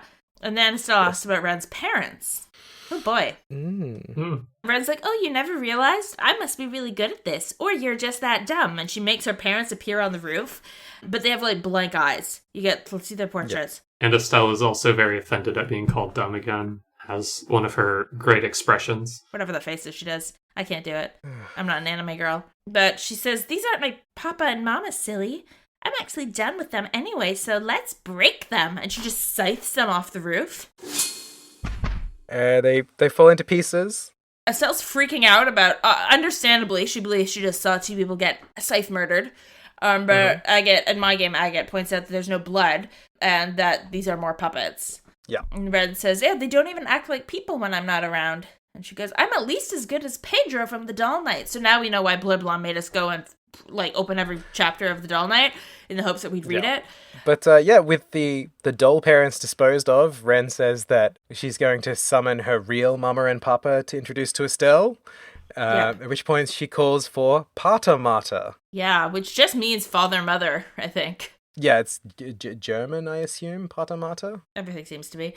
And the earth just shakes, and then this huge-ass mech descends from the sky and looks like plants down on the ground, and we're like, what the fuck? Yeah, dwarfs the tank by comparison. Oh, yeah. And it grabs the gospel off the tank, too. Just jumps into its hand. I fully thought that it was just going to, like, smash the tank in half. And, like, this is comparable to the archaism at the end of first chapter. Yeah, the big boss. I think it's bigger even, yeah. And it's just, like, incomprehensible to everyone else. But Ren describes Pater Mater as big as any papa and as kind as any mama. Sure, it's definitely big. I think it's bigger than most papas, actually. But then everybody else suddenly runs in. Everyone who had been knocked out, as well as, like, the Royal Army, Annalise, Sid, everyone just runs in. Although in my game, there was a weird graphical glitch on Sid's model, so he wasn't, like... Me too. ...showing properly. It was weird. Yeah, it's like the corners of 4 other sprites kind of like splayed on top of each other. I didn't even notice in the scene, but you're right, I have the exact same problem. It's very weird. Oh, I see this in the playthrough I have. He does just like disappear. It's very funny. It's just like chunks of guy. Yeah. Chunks of guy. Ren comments that, oh, the sleeping medicine wore off right on time, just like Joshua taught her. And so I was like, how do you know Joshua? And Ren turns around and says the following, and I quote, "You know, I was just gonna gut you like a fish and rip your heart out at the end of this, Estelle." Mm-hmm. Disturbing fucking line. After all, the professor says you're the reason Joshua won't come back. It's your fault. And Estelle's like, what? Mm-hmm.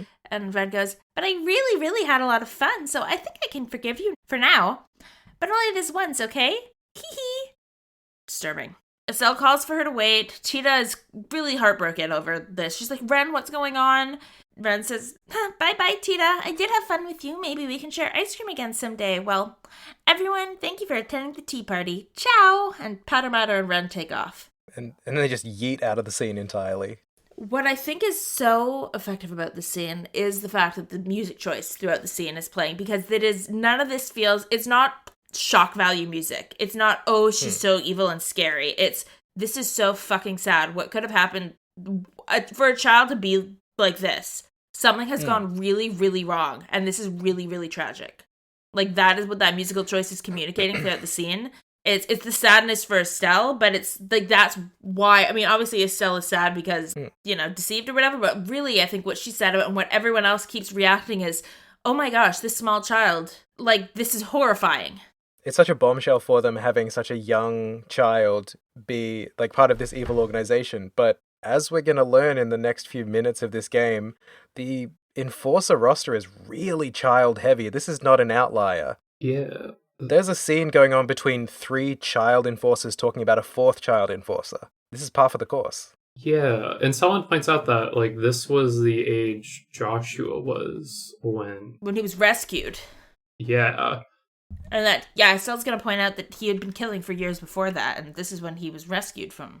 Yeah, and then the scene with Ouroboros towards the end has a really good hint at just how fucked up this is. Yeah.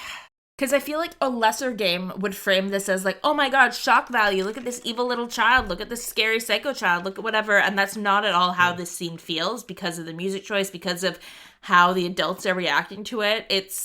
It feels so much sadder than that, because it's like, even if this kid does not realize how sad her situation is, it's like she doesn't realize how disturbing and sad it is that she's like this. I think it's interesting that in this kind of scenario, like Ren as this child murderer person, she would like feed on the shock, the revulsion, the horror that just portray when they see who she really is, because that's kind of how she's been trained, like lean into like being the angel of slaughter. So the worst possible thing that people could be doing in the scene for her is to say, oh, that's so sad, I'm so sorry. And that's exactly kind of what people are going to. It's not like, oh, this is horrific, like a child psycho. It's like, oh, I can't believe this happened to you. I'm so sorry. And it's just like that level of empathy that she kind of bounces off of because she doesn't know what to do with it as well. Yeah, like everyone is like, the child does not just turn out like this on their own. Like they have been hurt and manipulated by adults to do this in some way, in some capacity. We don't know how yet, but. Yeah, and like throughout the series, there are very few agents of chaos who are just out for chaos's sake. Yeah, definitely. As far as I know, that's Campanella, but I may just not have seen his sad backstory scene yet. Not bad. So yeah, next day we're interviewing Amalthea in, I'm not sure, is it meant to be in the castle? I couldn't identify where the scene was taking place. It's either the castle or the villa. It's very fancy, so it could be the villa, because it's not recognizably the castle, yeah. Yeah. It's not like a nice room. Like, she's not in a prison cell. She's, like, in a nice little room, sitting at a table. They're trying to get her to tell them about Ren. She's not really giving much information, but she does let slip how upset she is by the fact that Sid and Julia both benefited with promotions out of Alan Richard being kind of incarcerated. So him being removed from the board gave them an advantage. So she sees it as them kind of scheming to undermine him to benefit themselves. Girl. Like, nah. Yeah, they're trying different angles, right? So Julia's like, you're making it harder on your men by not cooperating. She's like, we're all ready to lay down our lives. And then Julia's like, can't you see how bad it is that an organization with this kind of power and weapon is able to infiltrate Liberl? And she's like, I don't care. And then Sid tries a different angle, and Sid's like, Richard, despite everything, Richard really did love Liberl and want it to be like able to stand independently against threats. Like, he wouldn't want these threats against the Liberl. And she gets pissed. She's like, how dare you stand here and say his name? Keep my Alan's name out your darn mouth! And she's like, I have nothing to live for, so bring me before the firing squad. She's a dramatic wench. And then a man off screen says that that's a very silly thing to say. It's Cassius. Brigadier General Dad is here. She loses her shit at him. She's like, you're the author behind everything that's gone bad in the world. You're the reason for everything sad. Yeah, she calls him the author of all of our suffering. Okay, how many of these lines did you write down ahead of time so you could have something cool to say? Canon.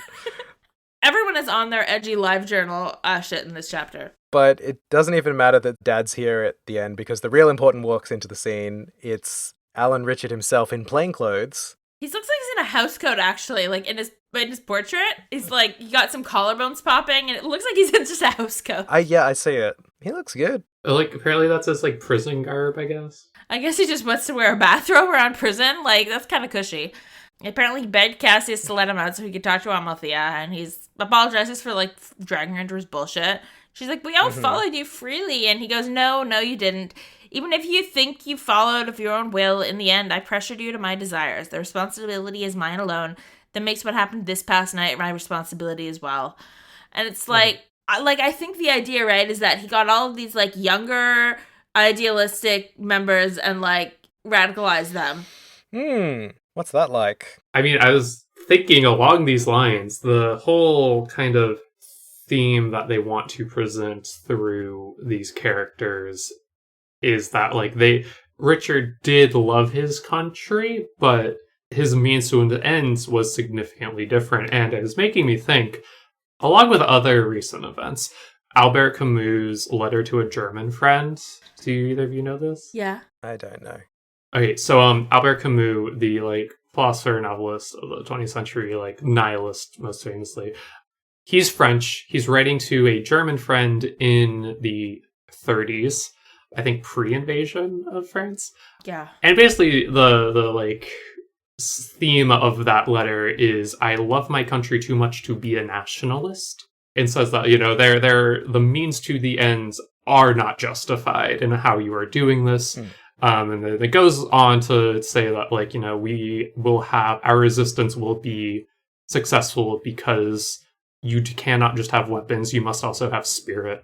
And the thing that you stand for is also significant in victory. It's good shit. It's just been on my mind lately. So whenever I think of Camus, I think of One Must Imagine Sisyphus Happy. And now I'm trying to think if that fits into Trails at all. But I'm going to cook on that for a bit and see. But no, I feel that, because that's what they're getting at, really. It's, what does love for country mean? Is it worth anything if it's...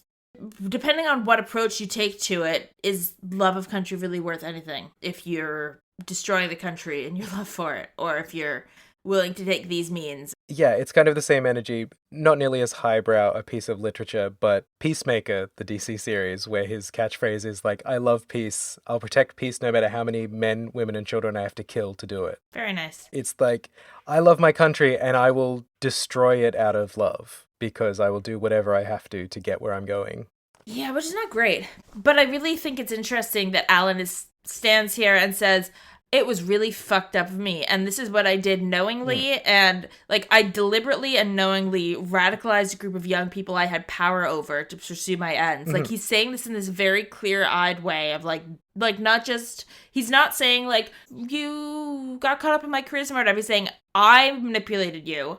I groomed you might into think this, yeah. it was free will, but it wasn't, because my action, like, it's like very shockingly clear-eyed reflection. For only a few months later, yeah. Not that he didn't know it before, but for him to say it. I don't know. Cassius has really been doing the talk therapy with him, I guess. It's also interesting that after he tries his tack of saying, like, hey, it was all bullshit, I I tricked you into doing this. And she's not really shaking from that belief.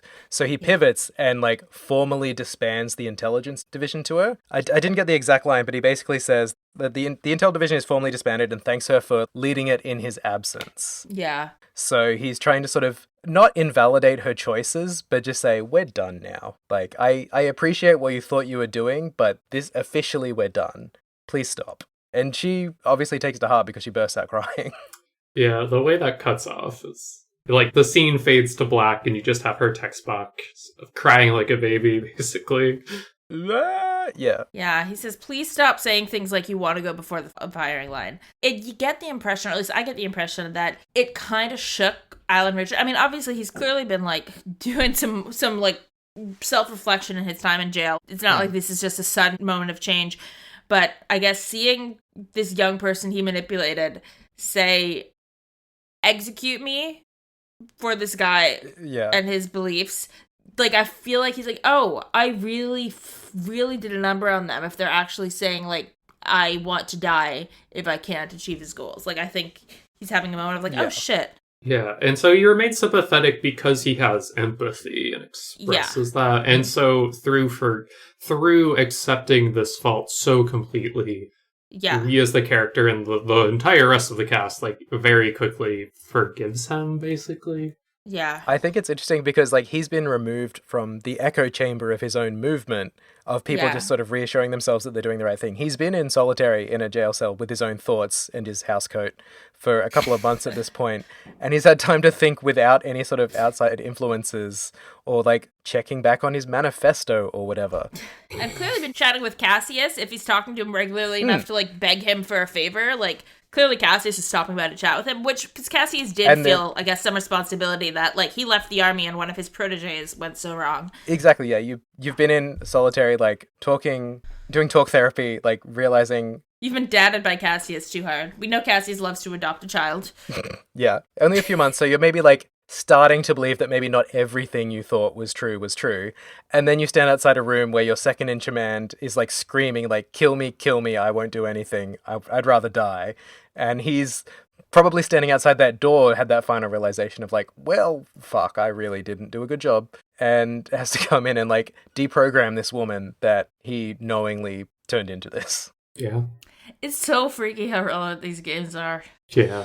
Like, every week something comes out. Last episode, which we did 2 weeks ago, Queen Alicia was talking about the importance of free speech and how it's, like, one of the most precious things in society. And I'm like, why this week? Why this month did I fucking play that chapter? And then, like...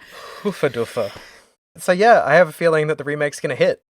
With a certain crowd and not with a certain other crowd, probably, but they weren't going to play this anyway, so it doesn't matter. Yeah. No, there's too many trans characters later. But cutting away from the deprogramming center back at the guild. The Cassius Bright deprogramming center. This is him. He did this with Joshua. He did this with got originated with Amalthea. Cassius really has a role here. Yeah. Back at the guild, Elnan gets a call confirming that Bill's been paid for all of the work that we just did, tracking down a child. And Amalthea is willing to speak. She's going to play ball.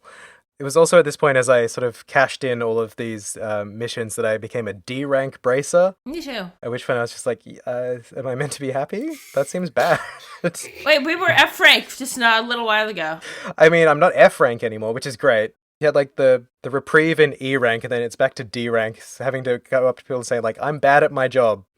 It's just, I wouldn't introduce myself as a D-rank. The ranking system corresponding with grades does feel a little off when you're climbing the ranks, but I think D is, like, supposed to be, like, decent. D is for decent. I just felt attacked when it came up on screen. It's like, you're a D-rank bracer. I'm like, no, I'm not. I stopped a coup. I'm good. Hey, you were a junior bracer then. But anyway, everyone is going, do you think Ren is really part of the society? Like, everyone kind of can't believe it. And Estelle's the one who says, yeah, she definitely is. And she says what Autumn was saying earlier, that Joshua was about Ren's age when Dad rescued him from the society. And he told me he was made to kill way before then. Which is pretty fucked up. And Tita is just devastated by all of this. Tita is so heartbroken. Like, Tita had finally made a friend her own age. And this happens. And Estelle tries to cheer Tita up and says, next time we see Ren, I'm dragging her out of the society feet first. And everyone's like, what? What are you talking about? And Estelle has a great little speech here. She goes, 5 years ago, Dad rescued Joshua from the clutches of Ouroboros, and we taught him what it was to be happy. I'm Cassius Bright's daughter, so you know what? I can totally do the same thing. And my notes just like, God, this is the first time Estelle has ever put the I'm Cassius Bright's daughter type line. Like, this is the inheritance, the legacy of her dad's that she's claiming for the first time. And I love that. And his power is not being the legendary sword master. It's being able to deprogram radicalized youth. Yeah. With kindness and love and familial affection and just like adopt radicalized children and show them love. Yeah, but you're right. It is the first time she's sort of owned the comparison rather than resenting it, because she's always downplayed her dad throughout the game as she got the revelations of how good he is. But this is still the first time that she said, like, I'm following in his footsteps. I'm the dad now. I'm Cassius Bright's daughter. And she says, I'm going to drag Ren out of the Society of Ouroboros by the scruff of her neck if I have to. And everyone's very impressed by Estelle. I had it noted down that this is the first time Estelle has created her own side quest. And I'm really happy for her. I love Estelle. I love how empathy first she is. I love that she looks at this child who just manipulated and deceived her. And all she can think is, I need to help her. Gotta save that kid. This child has clearly been hurt and I need to help her. Mm. But Kevin also chimes in to say he's impressed because he's at the door. Mm-hmm. And he's like, sorry I'm late. I was getting yelled at by the Archbishop for destroying the thing that my job was not to destroy. Uh-huh. And a bunch of ... dots appear over Estelle's head. And she's like, you never told me your deal, bucko. And she says, yeah, I guess I know that you're not an Ouroboros skull eater or whatever. God. Traumatic. He was separately referred to in this chapter as an Ouroboros agent, an Ouroboros death merchant, and an Ouroboros skull eater. So good. So he reintroduces himself. He's like, you're right, I did say I was going to tell you my deal, so I'll tell everybody now. My name is Kevin Graham. I am a priest, but I'm a priest of the Ritter. And Estelle's like, the what a Ritter? And Olivier's like, oh, someone so young? Because Olivier always weirdly knows more than, like, you expect in the weirdest moments. Mm-hmm. He's like, I have heard of this. Like, how he knows weird. He was like, this must be from ancient Zemuria. This looks like an artifact. This is, like, so it is on chewy for him that he's interested in this stuff. But he pops in and he says, the Ritter, a.k.a. the Grail Knights, are responsible for retrieving artifacts of the church, and they're all, like, combat experts. Kevin's like, yeah, but I'm the new kid on the block and I'm kind of disposable. But I came here to investigate Ouroboros and the Oriole. The Ritter are the coolest characters to me. So when we get like this first name drop of them, like like let's go, they're here. This is why in last episode when Matt asked me what I would choose between religion, social life, and science, I said religion and social life because I want to hang out with the Ritter. This is not in real world, but in Zemuria, I would totally go with the church to hang out with the Ritter because they're the best. Yeah. I feel like I've seen the name Ritter name dropped in later games, but they never really explain their job again. So I was just like, that's church people, but I didn't know what the deal was and why they were different from anyone else. They got the coolest swords. Yeah, they're the Indiana Jones of the church. See, that's all they had to say. Just like, yeah. I'm a religious Indiana Jones, and then I would know what's going on. Well, now you do. Now you've got it. We basically all agreed to work together, exchange info in the future, and Kevin leaves then to get yelled at more. Yeah, at which point he says fantastico, which made me wonder if he's meant to be Italian. That really changed my image of Kevin as like this Italian creep who's also Indiana Jones. Shara says that Kevin's really good at putting people off balance, but in a different way than Olivier. And Olivier goes, well, Kevin needs more elegance. And Estelle goes, you realize there's exactly zero elegance in your stream of constant nonsense, right? Which cracked me up. It's nice to see that Olivier has so many like tiered levels of colleagues. He's got his rival, Blue Blanc. He's got his mentee, I guess, Kevin, who's going to teach to be a better horny idiot. But we're chatting like whether we should go to Roland or Bose next, because it seems like all the other cities have been hit with a Ouroboros thing. Yeah. So it's likely that it's going to be one of those two. Then as we're trying to decide, ring, ring, ring, phone call, there's trouble in Bose. So I guess we know which way we're going. It turns out, hilariously, the Capuas are back, and also they stole back their airship that Mueller was on his way to secure. We're just right back where we started. They broke into their old base, directly past the army, stole their airship and left with it. And now we're just kind of sat here, sitting on our hands going, well, whoops, I guess we got to go to Bose. Yeah. And do the same thing again. So Agate or Shara, whoever wasn't in your party is now going to rejoin your party. Annalise is going to go join Kurt's group, who are coming back soon, and to search for the Society's base. And then we get to nighttime at what appears to be the Ouroboros base that Annalise is searching for. Big technological building we haven't seen before, yeah. It's got their own logo on it, too. Powder Matter lands with Ren, and Louvet welcomes Ren back. He's, like, much softer with her than we've ever seen him be before. Louvet welcomes her back. She reports in the experiment that they can use gospels in combat if they want, so I guess that was the point of this experiment, but Louvet explains, well, the goal's not actually to make a weapon, we're just kind of testing the limits of the gospels. Because we're not planning to mass produce them, that's, like, not a thing we can do. Ren asks about Joshua, if they found him yet. Louvet says he destroyed a bunch of our dolls, so we're close to finding him. And Ren grumbles about how Joshua's even better at hide and seek than she is, and why can't he just come home to us? Ren goes, it's weird, too. The professor said it's all Estelle's fault Joshua won't come back, but she told me she's been looking for Joshua, too. Why would she say that if she's keeping Joshua from coming back to us? And Louvet's kind of interested and goes, Ren, I wouldn't be so quick to accept everything the professor says. And I was like, huh? Truth can change depending on one's perspective, just as how people can see different shapes on the same moon. And they kind of talk over that analogy a bit, and Ren's like, okay, I get it. And he goes, the professor's truth might be different from your truth, and you need to reach for your own truth based on what you yourself see and feel. So that's what Ren sees and feels, that she liked Estelle and everyone else. And Louvet says good and ruffles her hair, which is shocking for him, and says she's a good girl. Weissman shows up and says, you are a good girl and a good worker. There isn't a straight up change in Louvet's like model. I think he kind of steps in between Ren and Weissman a bit, but there's a vibe shift that they somehow communicate that like Louvet's on edge as soon as Weissman shows up. Yeah, definitely. He like shifts to kind of like be in a protective position. He's like sort of alongside Ren. Also accompanying the professor is Campanella, who just has a lovely little light chat with Ren over how fun it was to do tea and crumpets and explosions. They seem to be on a very similar wavelength. Campanella comes off completely aware and understanding of everything, though, whereas Ren is, like, they do not seem, like, Campanella's childlike, but in a, like, deliberately affective childishness in a way that Ren's childishness seems genuine. Like, she's, has a child's understanding of the world, and Campanella doesn't come off like that. He comes off more aware, even though he's obviously still young. Weissman kind of raises the idea that Estelle wouldn't be a problem if they make her one of their friends, kind of recruit her, and then Joshua would come back alongside her and everyone would be happy. Yeah, what's really weird is that Ren starts by accusing him. She's like, you were wrong about Estelle. She's really nice. You said she was nasty. And Weissman's like, oh, I never said she was nasty. I just said she's part of the reason Joshua's staying away. And Louvet, isn't that correct that she is? And Louvet's like, yeah, I guess. Like, unwillingly, clearly, he's like, yes, technically that's true. He's a smooth motherfucker. Yeah. Louvet is shocked at this proposal of making her one of their friends. He's like, what? And Ren loves the idea. She's got a really funny little line. She goes, she's kind of on the weak side right now, but if we teach her to kill Ren, I bet she'd be really powerful, which is, like, horrifying. If she knows how to murder, she could be on the team. And then Louvet has the line, like, this is a bad idea. All who serve the society must do so of their own free will. Like, that's a core tenet. And Weissman's like, I'm an linguist. I would never break this. I know the laws. Neither you nor Joshua were forced into anything, were you? And we just get ... from Louvet. Silence speaks volumes.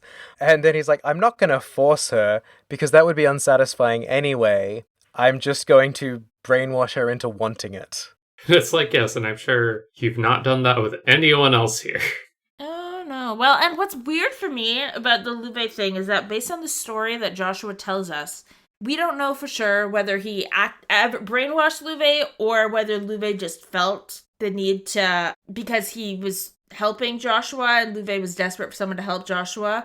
And so, but what's clear is that regardless, there's getting something really interesting about the manufacturing of consent. How consent can't really exist when the power dynamics are so fucked. Yeah. They're doing something really interesting and really clear about that.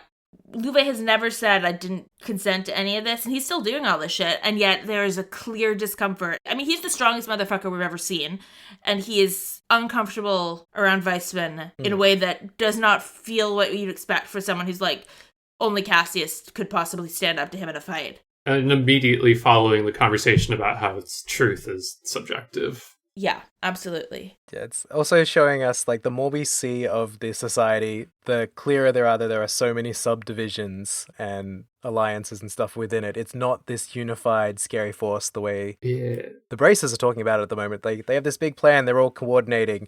Actually, it's just kind of a madhouse with a bunch of, like, toxic people, and not everyone knows what's going on. Yeah, this is also where he says he's an Anguis, and I don't know if that's even been dropped before. They named it at the end of FC when they were explaining who he was, but they didn't really go into what it is. We just know it's a title at this point, I think. Apparently a title that's, like, higher up. Yeah, I think we can gather from what he said that an Anguis would know the law. Like, he's like, you don't need to say, you know, when people are like, you don't need to tell me the laws, I'm a senator or whatever. Like, you know, like, he's that kind of vibe.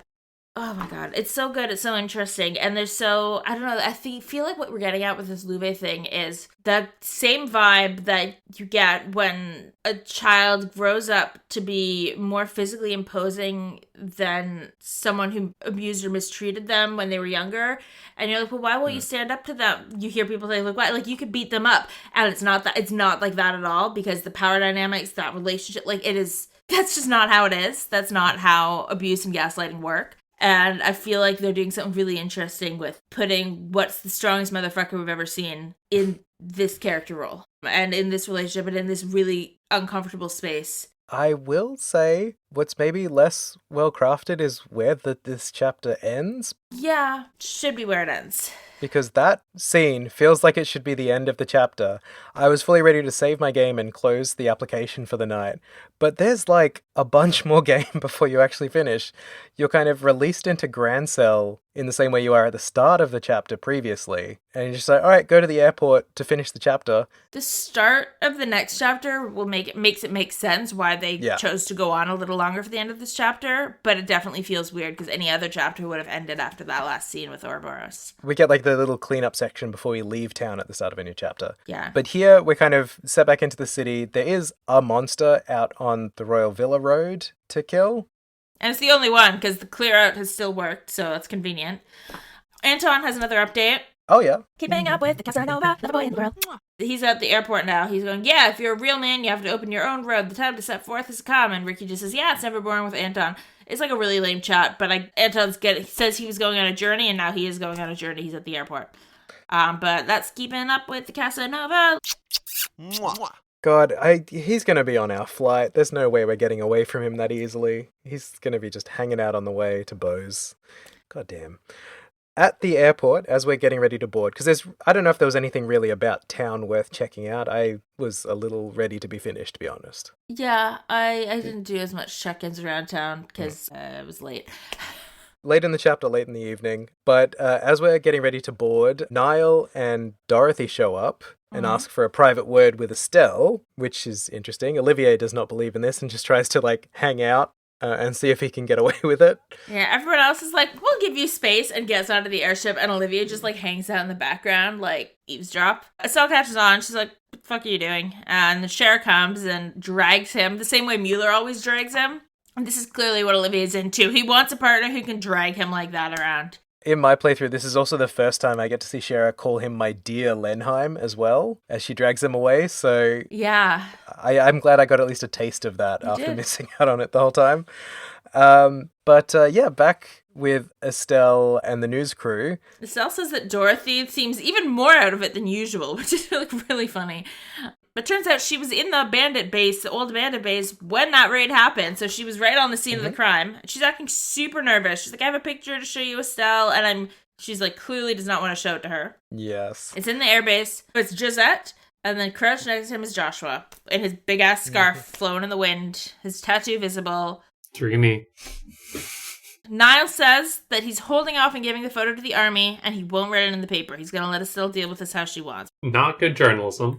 No, but considerate of him. Earlier, he was really against it because he was told to withhold news about the coup, and he's like, I don't like that. Like, being told not to report on the news. The news is my job. And now he's like, but it's my friend, so... Joshua is a minor, which does make some sense. It's still not great journalistically if he's, like, a suspected associate of a terrorist organization. Estelle, also in her free reaction to this, does have a line where she's like, and he's with that tomboy or something again. So tomboy is the nice translation of dyke, right? Especially as this game goes on. Gotta be, right? She says it like a slur every time. Has that come up in the first chapter remake yet that you've seen? The tomboy stuff? You do meet her at the end of the demo. I think she calls her a tomboy at that point, yeah. I was just curious how they play that. But she does talk shit. Like, I feel like she's casting aspersions at her femininity, but I'm not sure if she uses the word tomboy. It's the way that too many straight people use the word twink now. Oh my god, yeah. Oh, they shouldn't. I mean, we already knew that the Capuas stole the airship, but now we are clued into the fact that Josh is working with them at the same time. Estelle's clued in. We saw them in scenes. We saw them chapters ago. They were hanging out in Hommel together, but Estelle now knows. Luckily, she's already flying to the right place, so it seems like we might have a reunion in the future. Who knows? But that is the end of Chapter 3, The Mad Tea Party. We're done. And now it's time for Chapter 4. Next episode, we're covering all of Chapter 4. That's right, we're playing the whole entire thing. Strap in, everyone. Told you I could handle this. So that brings us to the end of this episode. In the meantime, you can find us on the Orbital Net at TrailsPod on Blue Sky. You can also send us an email at trailsthroughtrails@gmail.com. Find us at trailspod.online if you just want to see everything in one place. We are a proud member of the Worst Garbage Online, a podcast network. Autumn, this isn't your first TWG outing, is it? You are storied within the network. Would you like to let people know what shows you've been on previously if they'd like to hear more from you? Yeah, I made a little impromptu tour this year. A few months ago, I was on Press Start, the Gen Z gamer podcast, to talk about the BDS boycott of Microsoft and what's going on with that and how you can get involved with that. And earlier this year, I was also on Girl Mode, filling in for Willa, so Robin and I could talk about Lost Records, Bloom and Rage, all the coolest games this year, more girl power video games, you know? That was a great episode. I really enjoyed that episode. In fact, I have not finished it because I got partway through it and had to stop so I could actually go and play Bloom and Rage myself before I got spoiled on it. So the second half of the episode is sitting there waiting for me as soon as I catch up to you guys. Other than that, that's two great shows. We did actually sing out Press Start on the last episode, our very slightly older siblings in the TWG family, and Go Mode, another fantastic show with great taste in guest stars. Mm-hmm. So I thought, let's pull two more chest messages from the TWG community chest to see about some other shows to sing out. Makes sense. Here we go. Frog of the Week. Frog! The beautiful, slimy star of the TWG network. This might be the first thing that started as a bit. I think Kim went into a closet and spoke for 10 minutes about a frog, and a legend was born. I only recently learned about this podcast. Brendan was telling me about it at Willa's wedding, and I was like, this is the coolest thing ever, and I have started listening to the weekly drops, and I'm learning more about frogs than I ever knew. It's a great little treat to have first thing at the start of the week as well, a new Frog of the Week episode to listen to. Our final chess message is for maybe the lesser known star of the TWG network, Into the Aether. Anybody ever heard of it? You've probably heard of Into the Aether if you have heard of TWG. Stephen and Brendan are great. AJ does some of the best production work in podcasts on that show. Yeah, the only reason I try as hard as I do on our editing is because AJ set a high standard coming into podcasting in general. So I appreciate their very long episodes almost every week. Hilariously, there was a bit of a furore in the TWG Discord a couple weeks back when there was an episode uploaded that was corrupted or something. So it was playing at double speed. And people only knew something was wrong because there was an ITA episode that was less than an hour. And that just didn't seem right. But yeah, a great show. They had their PSP season premiere where they covered pretty much the entire library of the PSP not too long ago. Featuring Trails in the Sky. And that did get a shout out for Trails in the Sky. So appreciate more coverage of the games there. ITA every week, just like us, but they talk for even longer if you can believe it. But for now, I think that'll be all from us. We will see you next week when we cover Chapter 4. Until then, I've been Matt. I've been Lex. I've been Autumn. And we will see you next week. Bye.